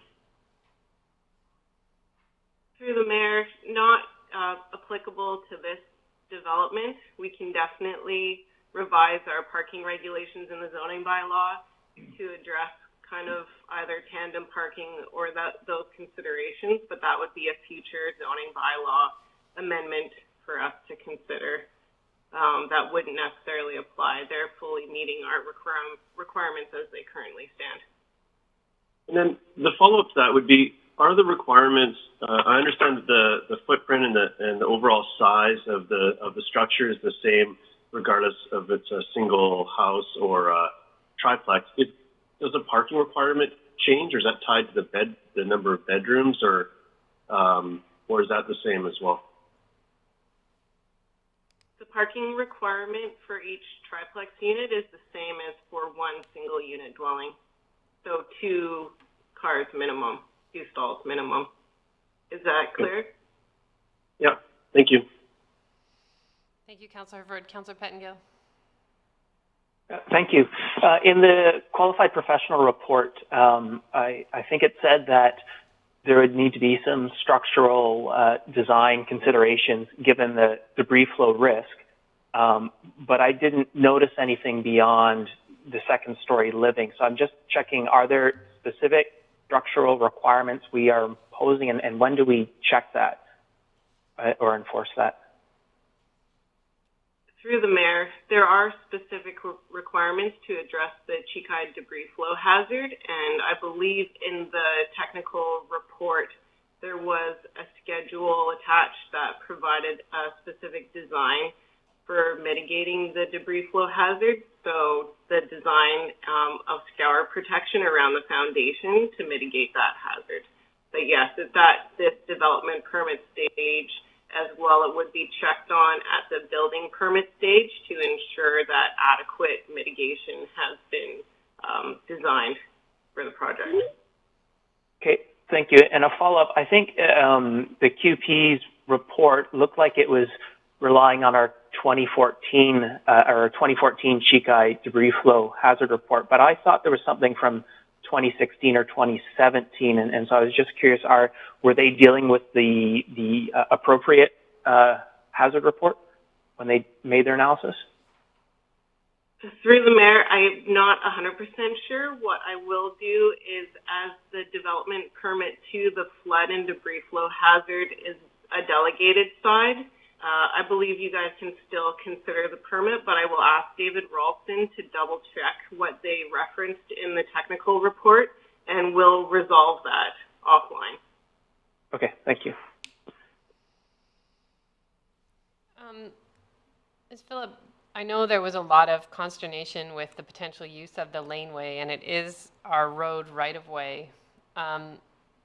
There seems to be a sentiment in the neighborhood that they would like to protect that as green space. But if someone halfway down the block sells their home and another developer comes along and they want access to the laneway, could they potentially be granted that access?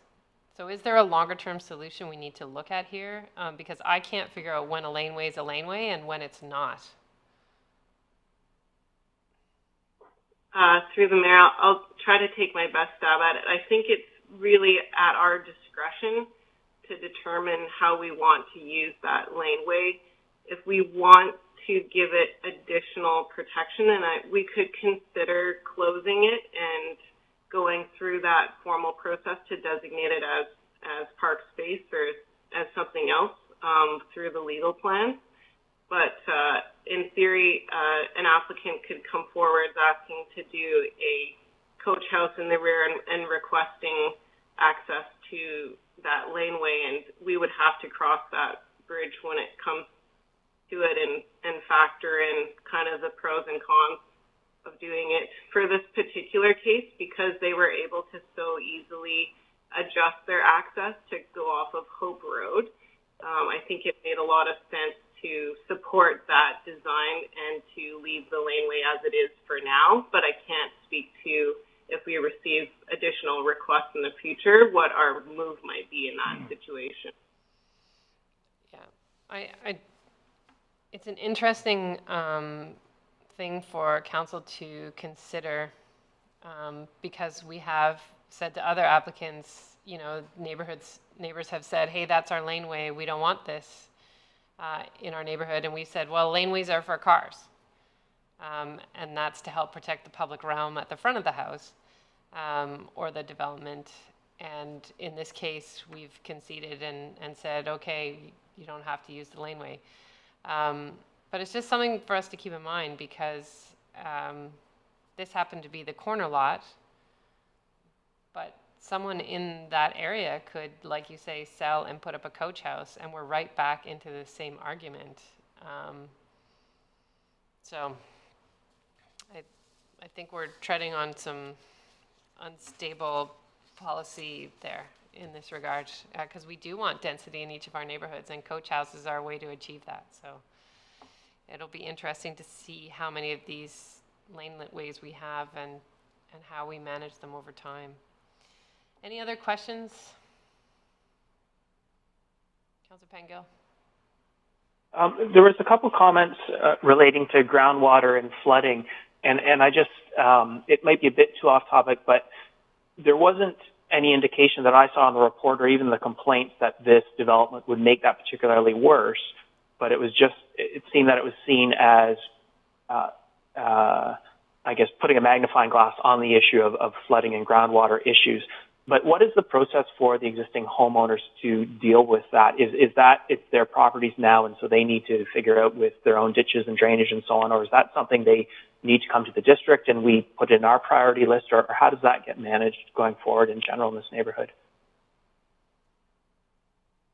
Through the mayor. So the specific site needs to deal with their own stormwater, the same way that every site that comes forward needs to address stormwater management through their on-site plan, and that's reviewed at the time of servicing agreement. So I think that addresses the particular site.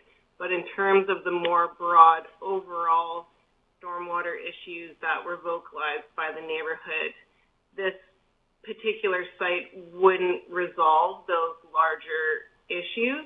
We can only ask the developer to deal with their own on-site and in doing so maintain and reinstate some of the ditching to hopefully address at a small level some of the larger issues. But in terms of the overall drainage, there was quite a few comments that were vocalized that it has been a significant problem for that neighborhood almost since the neighborhood was created.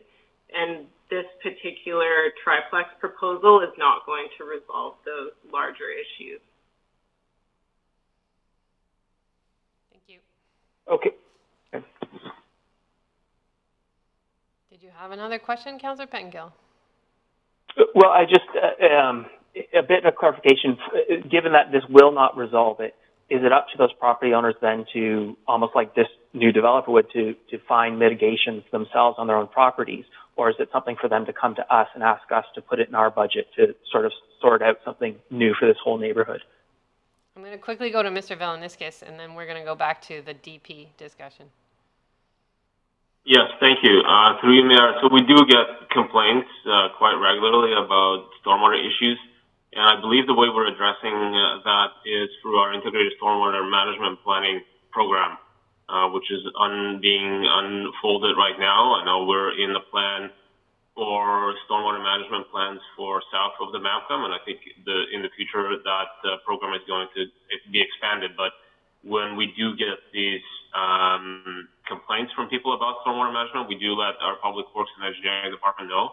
And in some cases, there are things that we can do, and in some cases, there aren't any easy solutions. Thank you. I saw another hand. Was that yours, Councillor Stoner? Okay, go ahead. Yeah, thank you. I just wanted to ask, so this is a development permit. There are no variances. It's not a development variance permit, but there was a lot of feedback from the community on this particular development. And so I just am curious if staff can speak a little bit to the heads up that those folks got about this meeting, how we are addressing public engagement on DPs through this process, where we have a slightly different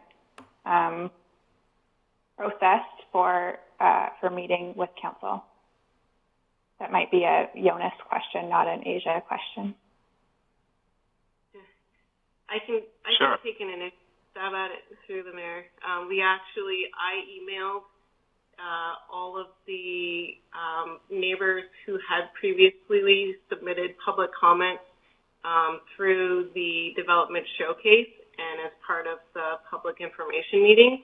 And I explained as simply as I could, the legislative requirement that they're meeting the guidelines and that there's not a lot of discretion here in the consideration of this permit. And I alerted them to this meeting and that they could watch it through the live stream. And if they submitted comments early on, then we could include them and forward them to council. So there was some personal communication at a level there. Thank you. All right, not seeing any other hands. Council.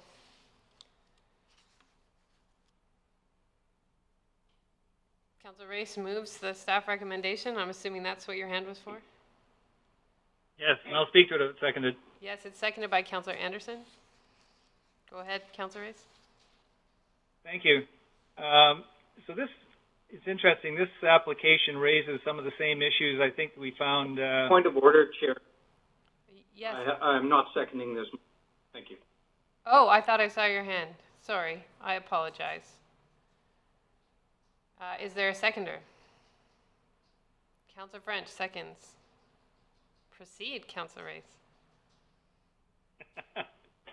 Thank you. So it raises similar issues to those we faced a few months ago with an application for a DP in a similar area, close by this area. Drainage and basically the new building not really conforming with an existing neighborhood. The drainage, I can't speak to this particular area, but in the other one, the drainage was generally southwest, and there's generally a low water table in that area. There is problems, as Ms. Phillips said, it's kind of a widespread problem. It's not going to be solved by this development, but it's not going to be created by this development either. I think that's important. The massing of this building is the same as a single-family home, which my recollection is it's around 5,000 feet is the maximum, not 6,000. But in any event, it really conforms with the existing zoning in height and sizing and massing. And the fact that it's a triplex certainly will add potentially 3 families instead of 1 family. But I think this is consistent with policy we have in almost all over the district right now, and it's policy that I'll say is almost becoming long-standing. It's been around since before I was on council, to start densifying and infilling existing neighborhoods to make more efficient use of the land. So that's what this results in, is a building like this. It wouldn't work everywhere, but it does work on corner lots, or it can work on corner lots. It will inevitably be higher than older housing, and you can blame the district for that, and before the district, the Ministry of the Environment, because we're the ones who set the flood construction levels. And as you go through Brackendale or any other neighborhood, you will always see the new development is higher than the old development, and that's just part of the inevitable evolution of our neighborhoods. So the only other comment I'll make is with respect to the lane, which is not really part of this, but the mayor raised the point. And I was thinking the same thing actually, and was going to comment on it then, but I'll make the point now. As you look at slide 2 with an overhead of that area, there are a number of lanes going between Depot and Axon Road, and there's probably other places in the community where we could look at these and decide whether we really do need them for lane purposes. People seem to want to access their properties from the front, and whether we need them for firefighting and so forth. And if not, to use them for something that is better suited for our neighborhoods. What we're trying to do in our neighborhoods is have walkable neighborhoods, and so maybe they are better as sort of a linear park. It's a bigger discussion. I know it would cut out things like coach houses and stuff like that, but on a neighborhood-by-neighborhood basis, we might get some consensus about what people would like to do with that.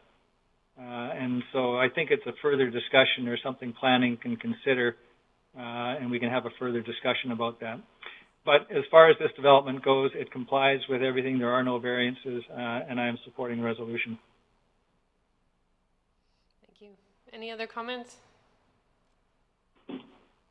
Councillor Anderson and then Councillor French.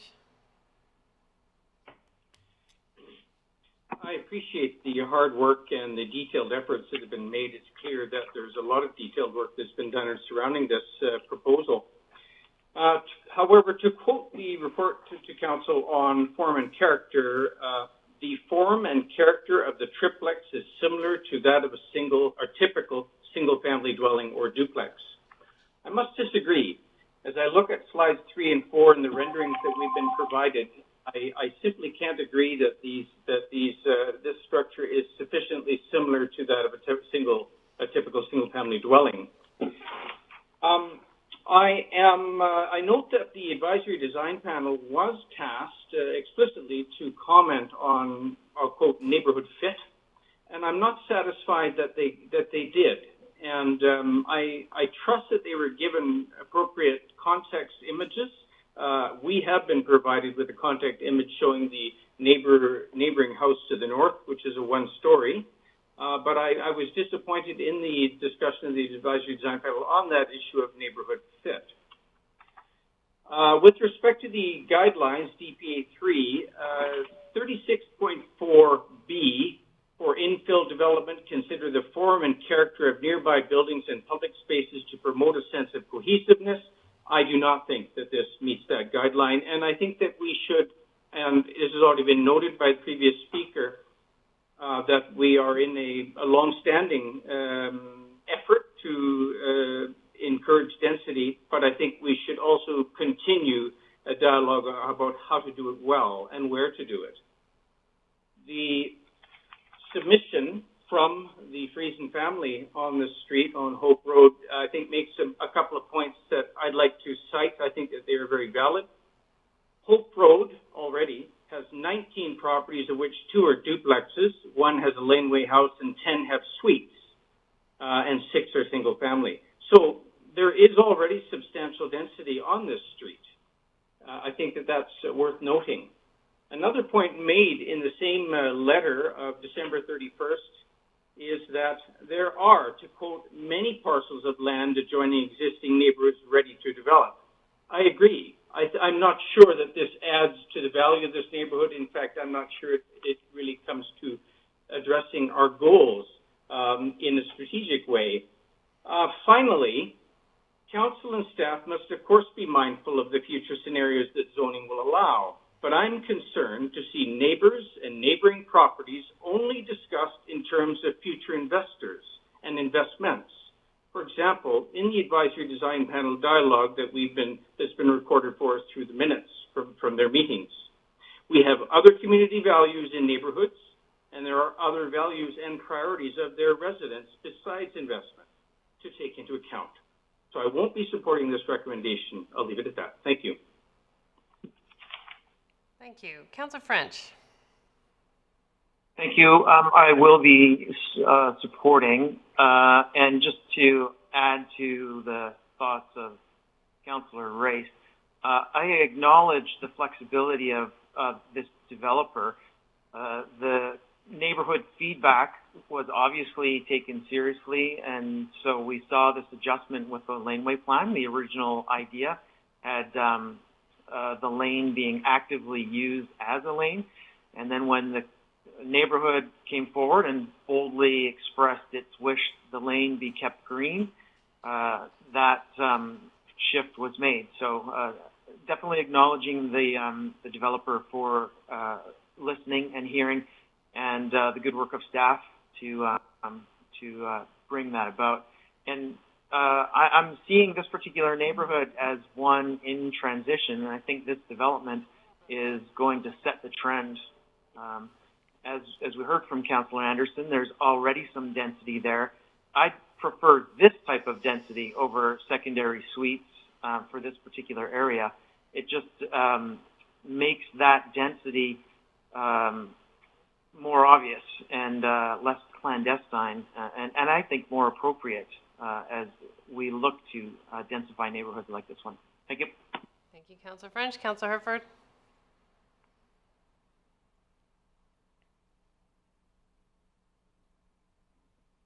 Okay. Okay. Thank you. I do see some challenges with this proposal, and if this proposal thought of multiple variances, I would have a different opinion. But in my decision-making process here, I'll be supporting this going forward, as it doesn't require any variance. It fits within the regulations as they're currently laid out. And as much as there's some valid points made about what those regulations are, and what they should be and what they could be. It's not fair to hold this landowner to a higher standard than we've laid out as a community through our regulations. So I'll be supporting this, and yeah, thank you. Thank you. I'll be supporting this. I think it's important to introduce new forms of housing. This is a more affordable, ground-based type of housing that people can access in one of our more desirable neighborhoods. I think that people will have to get used to the flood construction level in Brackendale. It does create a tremendous amount of height, but that is the new normal. And so I'm not really going to take any of those comments into consideration. I think this meets the DP area guidelines.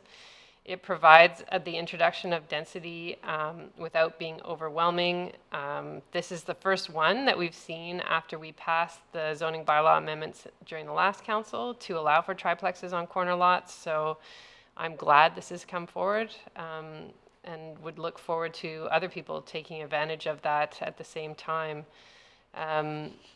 And I will continue to look for developments that incorporate, whether it's cottages or stacked townhomes or walk-ups or triplexes or fourplexes. I think we have to be more creative in the housing form we're delivering to our community to create a spectrum of affordability across the community. So happy to support this. Councillor Stoner. Thank you. I too will be supporting the motion. There's no doubt that I think the biggest challenge is the additional height that comes with the new reality of the flood construction level. And I think that continues to be something that we hear about whenever there is a new development that's proposed. But it is just a reality that we have to move towards that new flood construction level for safety purposes for our neighbors and our communities. I do agree that triplexes are one of many new unique forms of housing that need to come into play as we try and diversify that missing middle piece and create new forms of housing and different ways that people can figure out how to live here. So this is one way to do it. I will concede that I personally don't love the aesthetics of this particular building. I do think it is a little bit blocky. But I don't think that is reason enough to hold it back here. So I will be supporting it.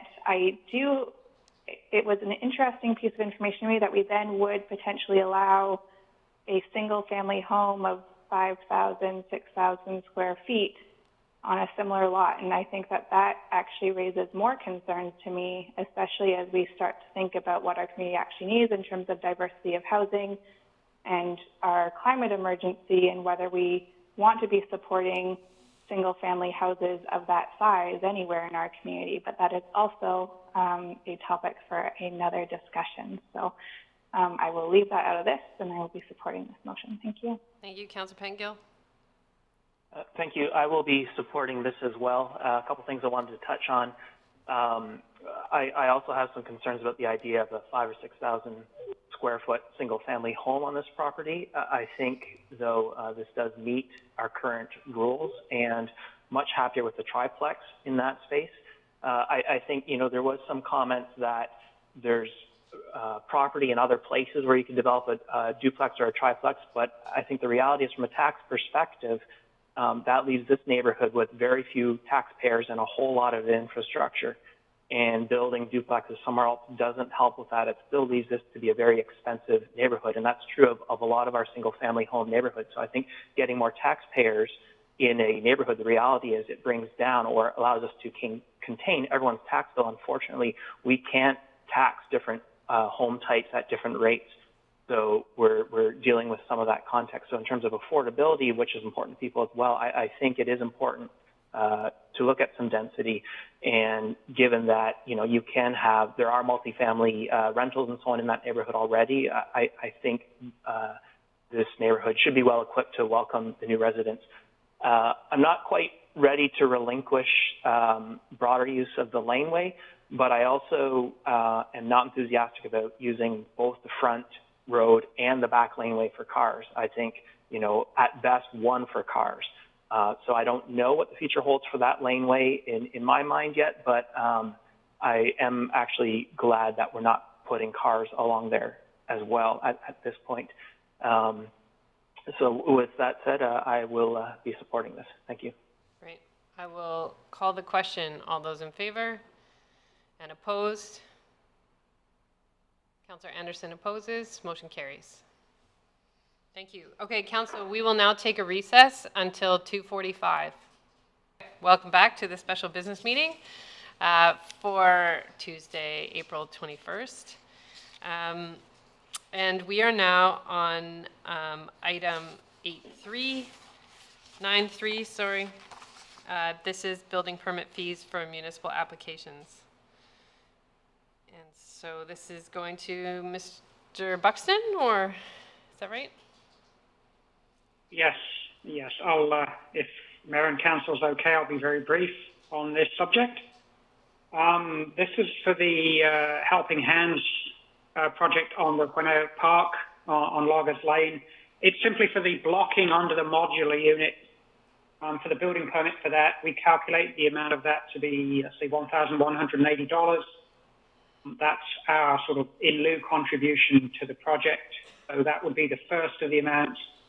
And then the second, if there are any applicable fees, we're not sure whether there'll be any soils permits required. So waiving those fees should they be applicable. Thank you for that brief presentation. We appreciate it. I've got Councillor Herford and then Councillor French. If everyone was okay with it, I was going to go ahead and move staff recommendation. Just let me check in with Councillor French. Was your a move or a second? I'll second. That was my intention. Yep. All right. So it is moved by Councillor Herford, seconded by Councillor French, that we waive the fees associated with the temporary emergency housing project at Honea Park. I will call the question. All those in favor? Any opposed? Motion carries unanimously.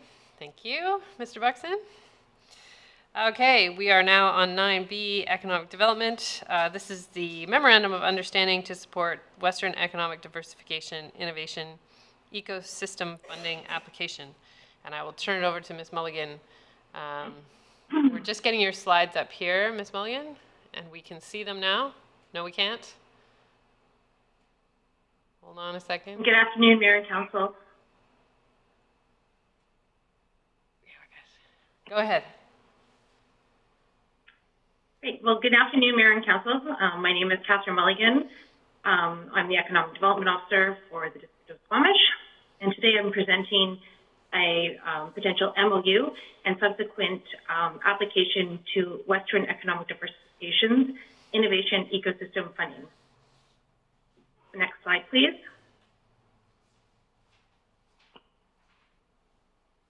So the recommendation is that Council approve the following resolution: that the District of Squamish enter into a memorandum of understanding with Spring Activator, Inc., substantially in the form attached to the report to Council from Economic Development dated April 14th, 2020, for the purpose of supporting an application by the Discovery Foundation for the Innovation Ecosystem Funding from Western Economic Diversification. Next slide, please. To provide you a little bit of background in terms of the organizations that are involved, first off, the Discovery Foundation was created to promote and support British Columbia's high technology research and development sectors through mentorship, education, research, and scholarship. It's a registered charity. It's governed by a board of directors, and its mandate is to promote and facilitate the development of, and sustainability of the science and technology sector in British Columbia. And a little bit about Spring Activator. Spring Activator, Inc. is a global ecosystem advisor, incubator, and accelerator, and their mission is to empower impact entrepreneurs and ecosystem organizations to build better businesses and change the world.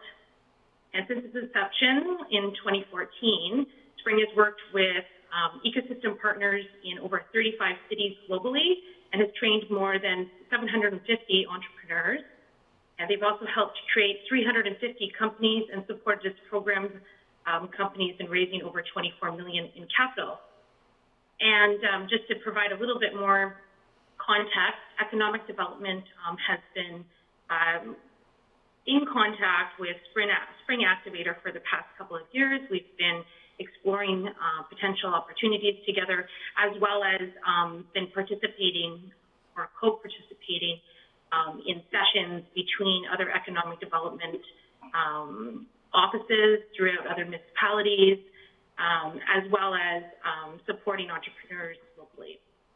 And the Discovery Foundation works closely with Spring, and as a charity, uses Spring's programming services, knowledge, expertise to help bolster science and technology, the science and technology sector throughout British Columbia. Next slide, please. So the Tech for Good pilot was a pilot that was completed the last couple of years, and the Discovery Foundation and Spring worked together, and the goal of the pilot was to focus on ecosystem building, training, and support. They focused first in 6 small communities where capital and training were needed to advance technology innovation systems. And as an outcome of the pilot, there's been some really great advancement. So for these particular pilot participants. So there's 3 particular phases that are involved in the Tech for Good pilot. One is around capacity building. So that's really helping to bolster the capacity of economic development organizations in communities, as well as the capacity for entrepreneurs to access capital, mentorship, and so on. Phase 2, the program development and support, that is really focused in on rolling out in community entrepreneur and investor training programs, and those are specific programs and they're to the community, and they're of course focused on increasing capital investment, inclusivity, business growth, and mentorship. And phase 3, that is the program-led and cross-community linkages. The focus on that is really about extending reach, so driving market opportunities for smaller communities. And just since the original proposal was made by Western Economic Diversification, the proposal includes these 3 phases as outlined in the RTC, or the report that was provided to Council. However, since that initial project concept was presented, there has been further discussion considering the COVID-19 situation, and Western Economic Diversification has since requested the applicants' partners to also build in a resiliency and community continuity program into these 3 phases. So that programming would commence immediately upon application approval. The resiliency program would be focused on training tools, templates that would support or cover all aspects of resetting businesses to the new normal. And there would also be an aspect of ongoing access to support businesses through an entrepreneur in residence model, which would be scheduled group online Q&A sessions that would ensure clients can ask questions, get answers, and be directed to additional services, resources, and support partners to help them with their issue. There would be a curated and growing collection of online tools, videos, and resources designed to provide a core set of self-serve support for businesses as part of this resiliency component of the Tech for Good. Next slide, please. So just to provide you with some background in terms of success, Campbell River was part of the initial pilot, and they now have an ecosystem strategy template in place. We've been working with Spring kind of pro bono to help begin that process, as well as building on our sector strategy that we presented earlier to Council for their feedback. Keller also completed a food incubator. There was 14 companies that took part in that. They ran a Next String Innovation Challenge with 32 entrants and 10 finalist companies, as well as several ecosystem events with lots of participants, estimated to be over 120 participants. Powell River, the pilot supported the launch plan and program plan for their innovation center, and Whitehorse, which is, I guess, not quite in BC, but definitely a partner to both entities. They actually, through this pilot, developed a program strategy for Yukon Struct. It was basically a program strategy for their first incubation program, which they completed with 10 entrepreneurs. And just to give you a little bit of background on Yukon Struct, it's a nonprofit society which provides community of makers and entrepreneurs affordable access to space, equipment, and knowledge. And the community embraces both individuals and businesses to support innovation and provide a place for tinkering, prototyping, and manufacturing, and also offering opportunities for learning and growth. And now they also manage the their community-based services from the Northlight Innovation Building in downtown Whitehorse. And it's the very first community innovation hub north of 60. And it's a 24,000 square foot multi-tenanted facility in downtown Whitehorse. So it really brings services all under one roof and incorporates Yukon College and the Yukon Development Corporation. It includes makerspace, shared workspace, innovation lab, and also incubation and acceleration support. So this was definitely this Tech for Good pilot has really supported these three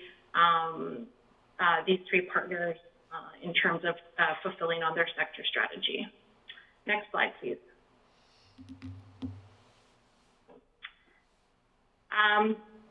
So the Discovery Foundation is applying for innovation ecosystem funding from Western Economic Diversification. And they're applying for 50% or $1.7 million of total project costs of $3.5 million from WD's Innovation Fund. The focus is on developing digital technology clusters in small communities throughout BC. And the Foundation and Spring have already identified and confirmed interest from more than 20 small communities. And they're seeking participation from the District of Squamish. We have reviewed the proposed project scope and determined that it aligns very well with Council's strategic goals. We are recommending that we should enter initially into the MOU that was attached with the report with Spring to support the aforementioned WD application. It's my understanding that WD is simply waiting for the final sign-on by communities, and I think we are one of the last communities to get on board officially. And so the purpose of the MOU will basically allow us to enter a working relationship with a joint goal of supporting the Squamish innovation ecosystem and entrepreneurs, and provide us with the ability to collaborate with other communities throughout the province through this WD proposal. A little bit about WD. It's a Canadian federal department. It works towards building strong, competitive, and innovative businesses. Sorry, next slide, please. And communities in Western Canada. And their priorities focus on community economic development, trade and investment, innovation, and business development. As you may be aware, there's several funds that can be leveraged through Western Economic Diversification. And there is a new fund that's outside of this particular fund that's directed right now to small and medium businesses with respect to COVID-19 relief. So they're very much aligned to government priorities, and this is one way to access funding. Community Futures is also funded through Western Economic Diversification. Next slide, please.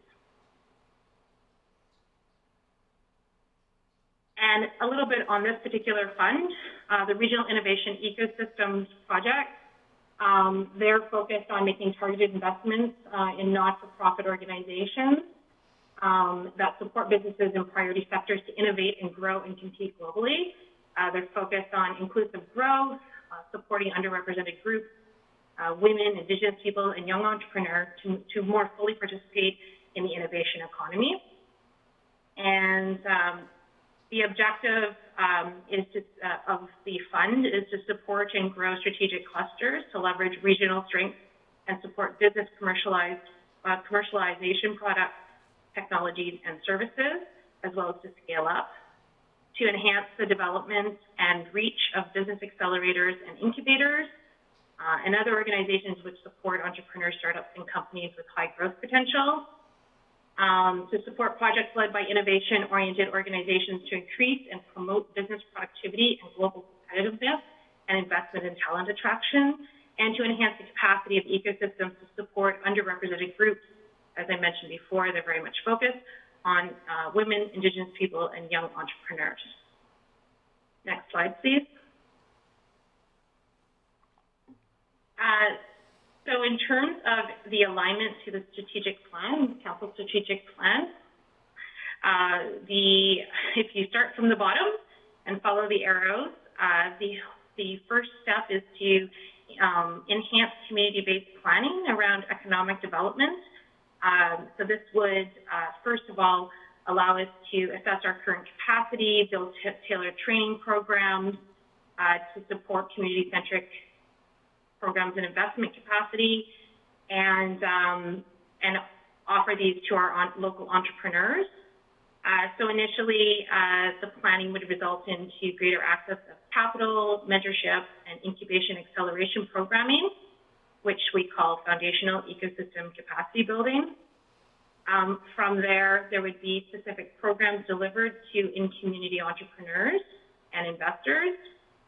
And then once we build capacity, training, knowledge, expertise, we would again extend those market opportunities. So as in phase 3, extend those market opportunities by collaborating with other partners throughout British Columbia and beyond, as well as with private sector. And the goal would be to increase local employment opportunities, and in particular, increase the number of priority sectors. Next slide, please. So there's no impact on budget in 2020. Should the WD application be approved in 2020, programming would begin immediately at no cost to the district. That would initially be the resiliency phase that I mentioned. Western Economic Development has asked the Foundation and Spring to initiate. Contributions would begin in 2021. They would be approximately $6,000 per annum, $18,000 over a 3-year period, and they would be part of the consideration in the 2021 budget planning.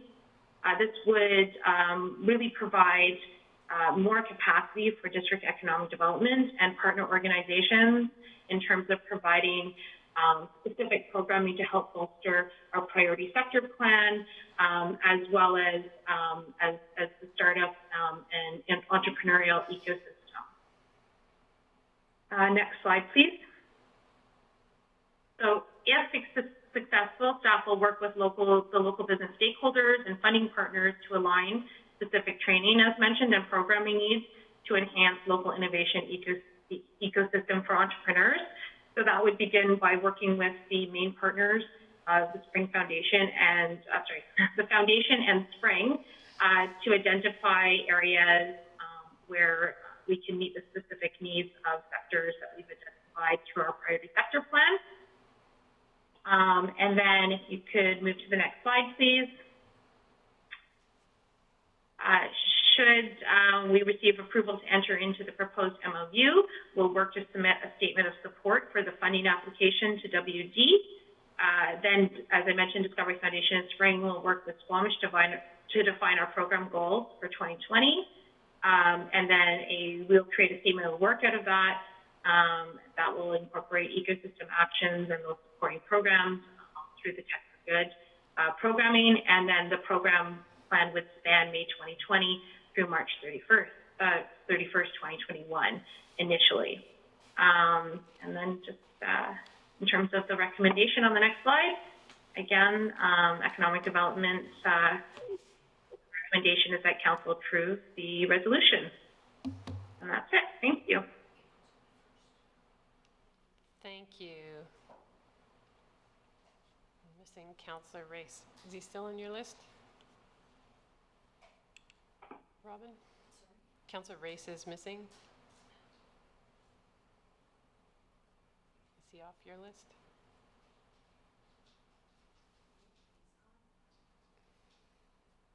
So we'll record that time. Possibly Councillor Race is having technical difficulties. Okay, Council, any questions for Ms. Mulligan? Councillor Pettengill. I couldn't get a sense very clear from the report. It seems that the in terms of staff resourcing commitment, it sounds like it's fairly low. Or what are our commitments? I mean, you talked about the dollars, but in terms of our focus and so on, how much is required for this? At present, staff resourcing is just in terms of consultation. So initially, it's just around the planning phase. I did speak to Spring and the foundation in terms of what would that actually tangibly or practically look like, and then they said it would be probably 4 to 5 hours, per week in terms of just allotting some time initially to plan. And then from there, the programming will be really the responsibility of the foundation and Spring to implement. So it'll just be the supporting work that's required to help facilitate the implementation.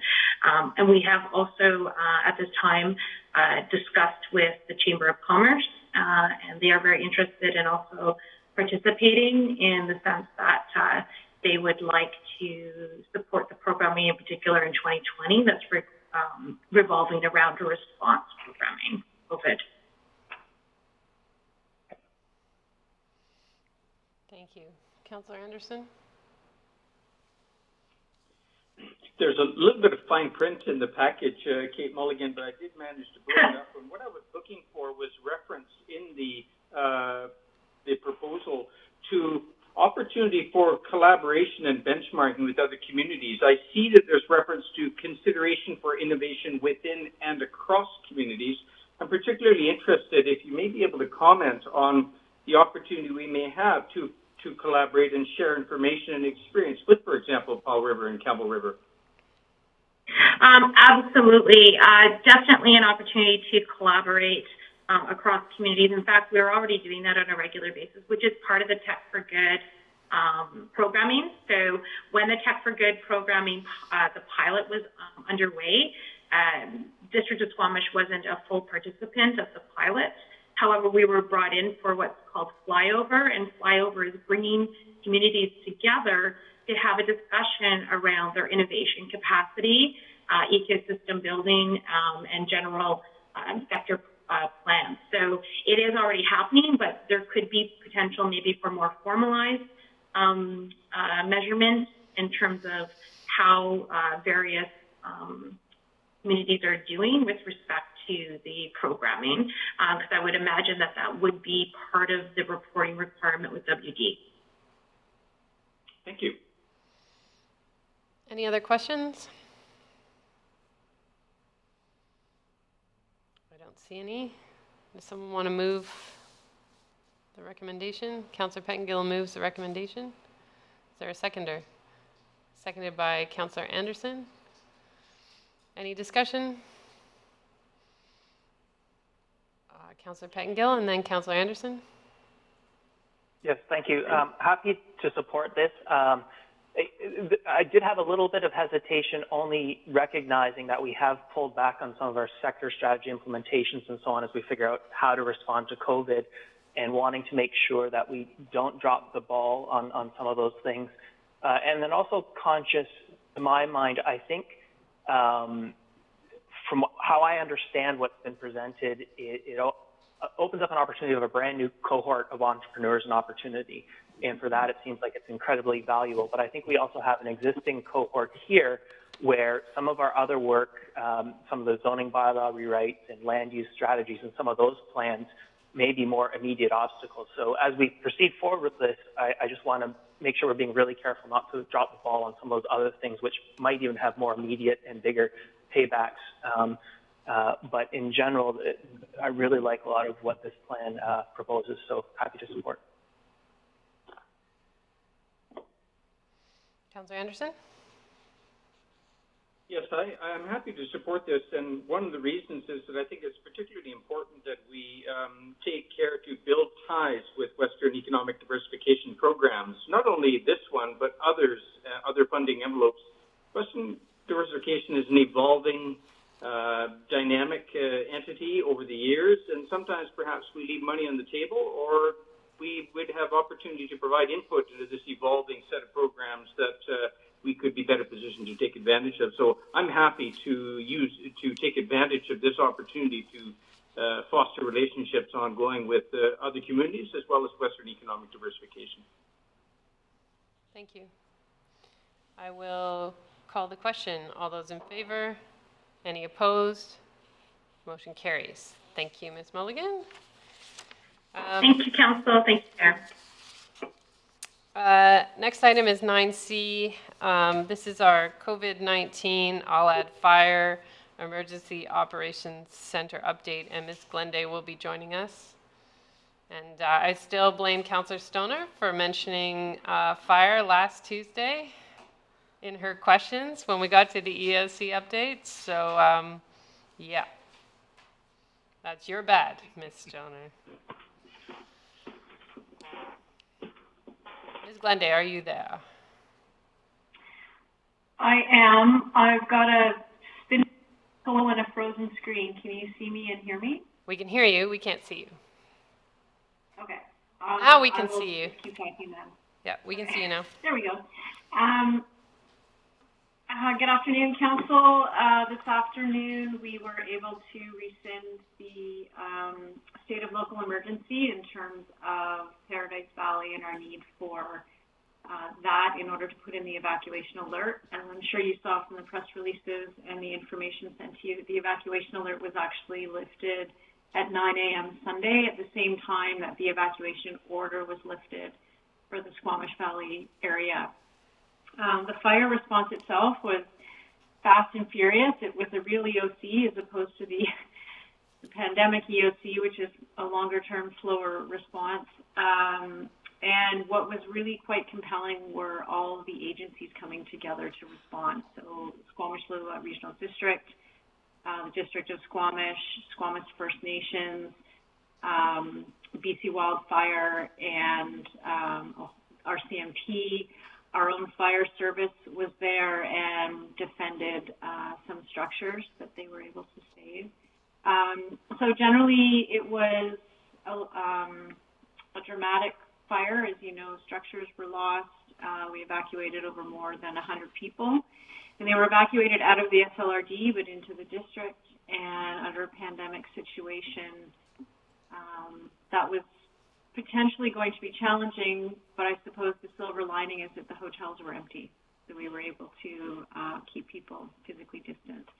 And then most people returned to their homes on Sunday, and the recovery from that is ongoing, although the bulk of the work for that is with the SLRD. The bulk of the work at the beginning was us, because the evacuees were coming to us, and then it's now switched to Sarah Morgan and her team in the SLRD, and Megan we continue to support her. But our EOC has stood down, and the local state of emergency has been rescinded. And then any update on COVID-19, the status of that EOC, or just what worked?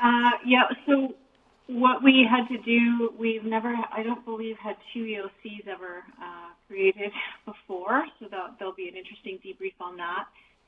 What we're doing is the EOC for COVID, the staffing for that is remaining the same for this week, so that those who are responding to the fire can have some time off.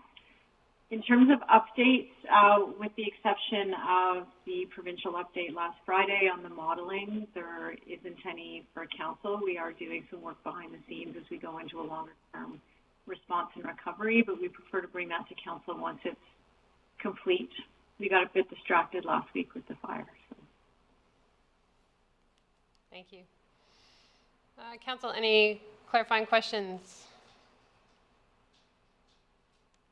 I also want to thank the District of North Vancouver. They also sent up a structural protection unit that was used in the valley, and I've extended my thanks to Mayor Little and the fire service down there for responding. And, you know, when we had the dock fire, which I think is almost the exact same time 5 years ago, I don't know if anyone can recall the date, but Vancouver responded with their fire boats. So, you know, it's great that our metro neighbors lend a hand as well in these big situations. So that was wonderful. Any other questions? I don't see any. So we'll look forward to the update on how we manage our COVID-19 situation long term. Appreciate that. Absolutely. Okay, Council, we're on to item 10, which is our consent agenda. So if you have any conflicts of interest within this agenda, you need to declare that. And if there's any minutes or correspondence you wish to pull, I need to know that now. Councillor Anderson. Yes, I'd like to pull the minutes for April 14 special business meeting. Thank you. Any others? Okay, motion to, so we'll address those minutes under item 14, business arising from the minutes. 13? Oh, 13, approval of minutes. Thank you. That was Melissa off to the side, for those of you who can't see who I'm talking to. So we'll do that under 13. Councillor Anderson, motion to approve the consent agenda. Moved by Councillor French, seconded by Councillor Race. All those in favor? Any opposed? Motion carries. Correspondence action requested. We do have the first item is for council consideration. This is letting us know that the Chima lands have been granted a quarry permit. And council may have questions for staff.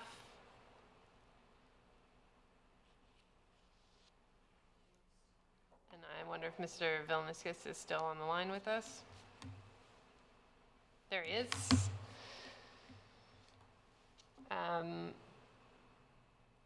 I guess my question, Jonas, is what further conditions or plans could we put in place to limit the impact to these residential neighborhoods of large trucks?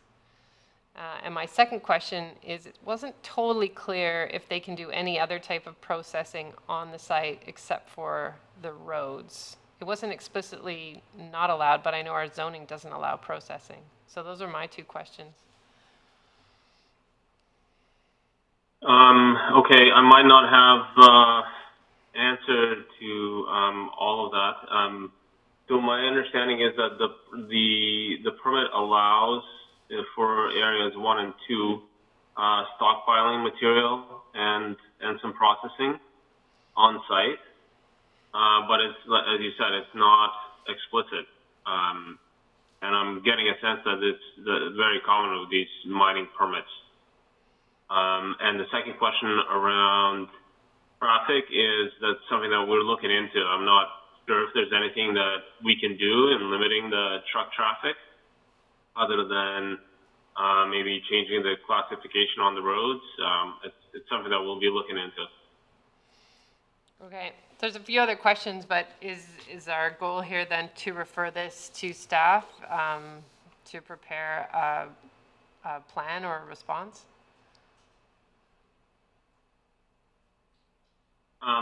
I believe we've included this for information. I don't think the province is looking for a response, and I don't know if they are able to do anything about any new information. As you can see, the permit has been issued. No, I was thinking of our own response. Okay. Yeah. I'll go to Councillor Herford and then Councillor Race. Yeah, I just wanted to clarify. I had this under correspondence 12A1 as item removed. Is that a discrepancy between what's happening right now, our discussion, and the agenda? We'll make sure we're in the right. We had some glitches with the agenda and this item specifically. So this item has been on the agenda to start with, and then was taken off temporarily and then put back on. So it's on the agenda, I believe. Okay. Just wanted to clarify. Thank you. Well, I would accept that this would be referred to staff for for what that means to the adjacent neighborhood or neighborhoods, and there'll be a future in-depth discussion about it. So my only question, I suppose, would be, seeing as the permit is issued, does am I correct to assume that would mean that activities could commence immediately? For you, Mayor, yes, I believe that is the case. Would council want me to go over some of the notable changes in the permit that are different from what was applied for? Sure. And then I've got Councillor Race and Councillor Pettengill. Was that your hand, Councillor Anderson? No. Okay. Okay, should I go for it? Sure. Thank you. Do you want Robin to put a PowerPoint up? Sure. That'll be great. So there are, by my initial assessment, there are 7 notable changes. If you look at the permit, the first half of it look like all very staple conditions that probably most mining permits include. They're generic, but then if you scroll down, there are site-specific conditions, and those seem to be conditions that would be different with every application. So the biggest difference probably in this permit is that the permit does not allow for activities in Area 3. So it's only for Area 1 and 2. I don't see the presentation yet, but when it comes up, it's coming up. It will show, it should show the 3 areas that were applied for in the application. And Area 3 is the one on the west side. There it is. So that's the area that's next to Dowd Drive. That would have had probably the most material excavated for road construction because the grades are so different between where Dowd ends and the grades on the district lot 519 and 510. So that should mean that there's going to be no traffic essentially and activities next to Dowd Drive. We did, and then.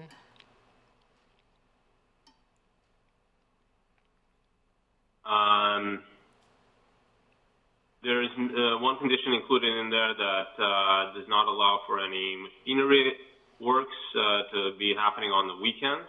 So that means that adjacent neighboring residences will be less impacted on weekends. There is a condition that requires a 45-meter setback from the residential areas, kind of in the Ia Road and Perth Drive areas. So areas 1 and 2 on that slide that you saw, by our assessment, that had proposed extraction sites much closer than 45 meters to the residences, especially along Bluebird. We've requested that that buffer be in line with our zoning bylaw, which was around 150 meters, and the province has applied a 45-meter setback from those residences. So that's that will go some ways, I guess, to mitigate the impacts on those specific neighbors. Let's see what else.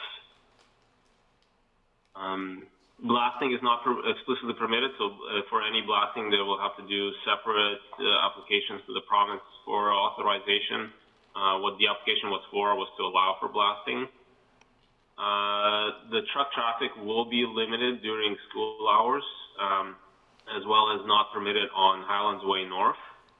So one of the issues we raised was the fact that there was a lot of school-related traffic on those streets, especially Perth. And so looks like the inspector has taken that into account somewhat. The noise is limited to 60 decibels on the site, and they've included a requirement for watercourse setbacks to be marked 30 meters. So I think that's about it. Yeah, that's it. Thank you. Councillor Race? Thank you.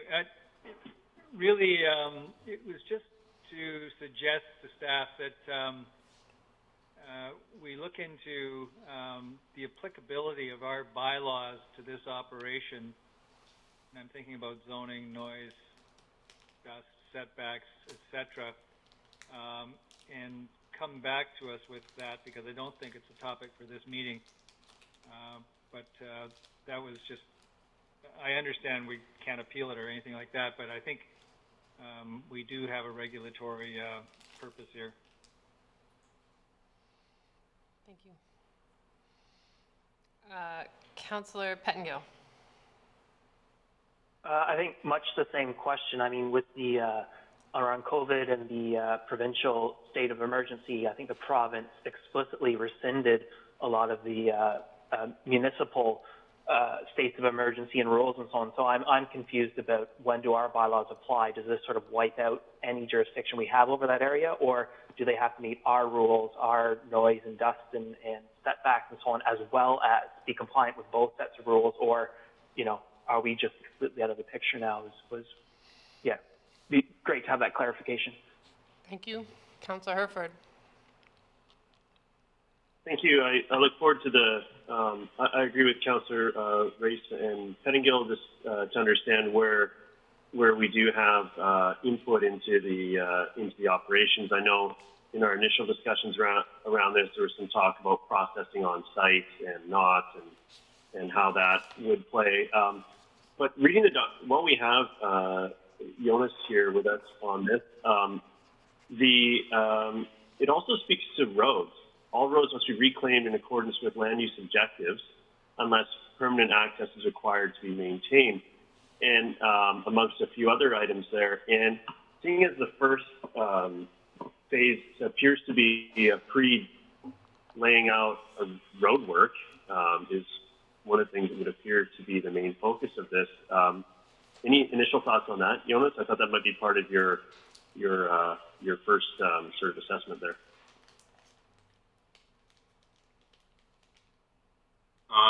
Excuse me, Councillor Herford, my kids just came home and I missed the very first part of your question. If you could just repeat the actual question.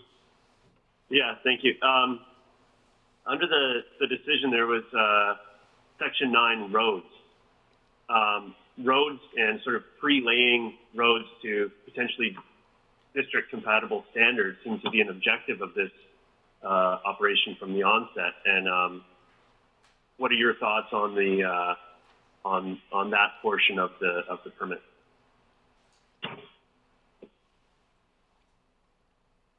I think that essentially does not apply any standard to roads on site. So it's delegating it to whatever district standard would be, and that strictly speaks to roads on site, I believe, not our roads.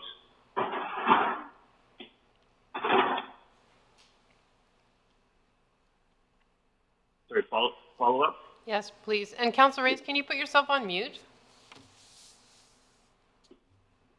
Mr. Vilniuskas, Thank you. It was Section 9 says all roads must be reclaimed in accordance with land use objectives. And I just wondered if you had any thought of what that was. Like, to me, reclaimed means return to does that mean return to the current state today after they've been in and accessed and done their mining activities, and then it's reclaimed? Or, like, what does reclaim mean in this context of a resource zone parcel? I think that it's leaving it open for interpretation. I've seen that statement, I think, somewhere else in the permit where it says that the lands must be reclaimed to their land use designation of either residential or forestry. And so I think it's not saying anything.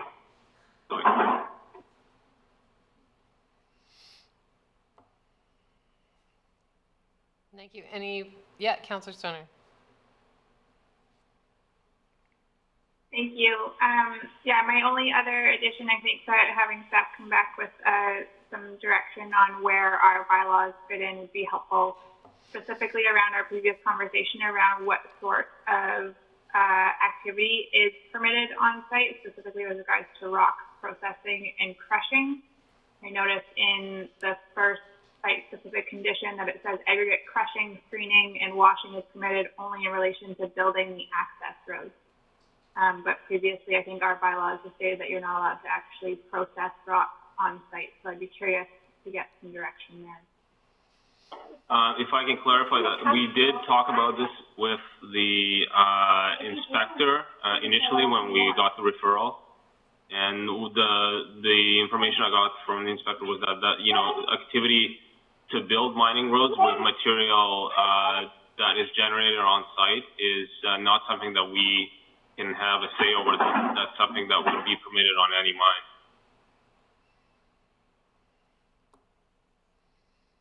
They just can't process their product, I don't think, would be our bylaw jurisdiction. Councillor Pettengill. Just one final thing on jurisdictional issues. There has been a lot of feedback from the neighborhoods around about going to 30-kilometer speed limits, and I think there's still open discussion about that. But would this preclude us being able to do some of that as well? Would the ministry sort of step in and say, no, we want trucks going in and out of the mine at 50 or 60 kilometers an hour, so you can't have 30? And maybe that's a question for the future.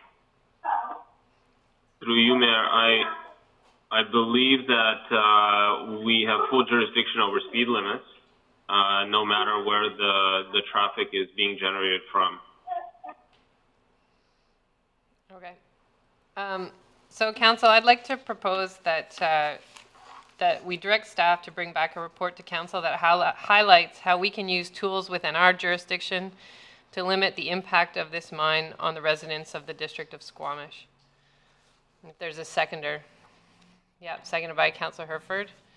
I think it is important when something like a mine is approved on our doorstep that we look at all the tools we have to make sure that we're not only looking out for the residents in the area, and I would include all those folks all the way down to the highway, but also our own infrastructure and what it means to have heavy truck traffic on residential roads.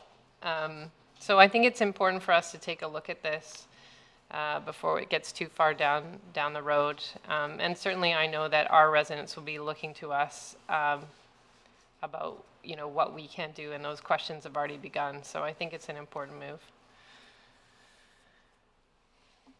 I'll call the question. All those in favor? Any opposed? Motion carries. Thank you, Mr. Valniscus. We have a letter from L. Giles regarding a campfire ban.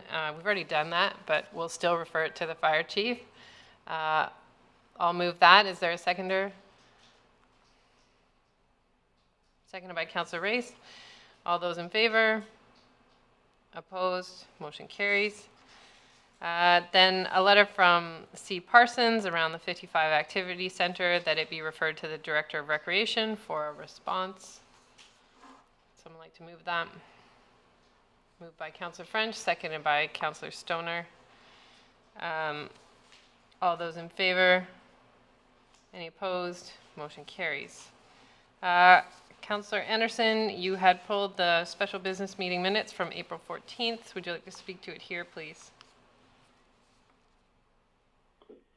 Yes, thank you. On page 3 of those minutes, and this is in the discussion of the the zoning bylaw update density bonus system. On the second page where council comments and questions included, there is a statement to the effect, a little bit 3/4 the way down that section, that no neighborhoods should be excluded from core transit network, period. Preference to not prioritize one neighborhood over another. Those two sentences, I would like to suggest an adjustment to them that may better reflect the status of the consensus that may exist on these particular issues. And I'd like to suggest as follows, that instead the wording be discussion around inclusion of neighborhoods in core transit network and prioritizing of neighborhoods.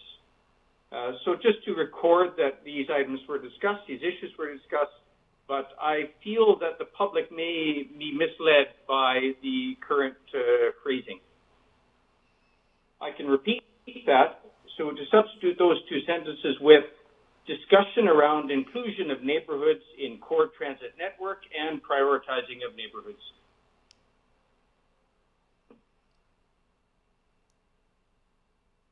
You got that? Great. Is there a seconder for those changes? Seconded by Councillor French. I'll call the question to approve the minutes as amended. All those in favor? Any opposed? Motion carries. Thank you. Any business arising from the minutes? Seeing none, there's nothing under any of the remaining items. Any council or staff announcements? Councillor Pettengill and then Councillor Stoner. Yeah, it's a bit weird with everyone self-isolating to figure out what we could cover in these pieces, but I did. Ms. Bukowski from our communications team helped spearhead a Beyond Reconciliation talk last Wednesday. I think it was a 2-hour online conversation with 150 people. Kau Salem, the speaker for the Squamish Nation, was the primary speaker in the event, and it was just a fantastic event and some great discussion. So it's good to see people adjusting to how we collaborate and discuss ideas. And very thankful to have that put on. Councillor Stoner. Continuing on with virtual events, last week the mayor hosted a youth press conference through Instagram Live, which was fantastic. I tuned in for part of it in collaboration with a representative from BCH and a counselor, psychological counselor, which I think was really a good rounding out of diverse perspectives to help answer some of the questions that the youth had. So kudos to the mayor for hosting that, and as well for district staff for supporting on the IT front to move us into an Instagram Live scenario. I thought that was really great. And also this week is the virtual repair cafe that is co-hosted by the District of Squamish and Squamish Can. Usually there'd be an in-person event and you'd be able to bring your things and fix them. But obviously we can't do that, so they're trying to push it online, and you can get some help if you're stuck with trying to repair something at home. They are trying to connect people who are makers or fixers to try and guide you through some at-home fix-it projects. We take a before and after picture and post it online. Details both on the Squamish website as well as the Squamish Can website. Thank you, Councillor Stoner. Anybody else?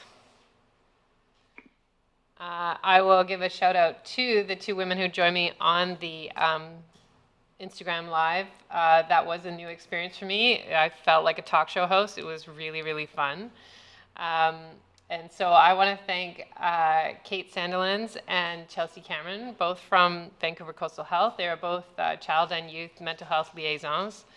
And they were just absolutely fantastic in answering questions, and I was so glad to have their expertise on the line.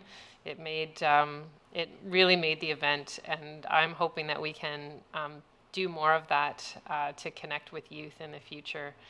It was a really fun medium, and we had only about between 20 and 25 folks tune in live, but we had 200 people go and watch it once it was posted to Instagram, which is fantastic. So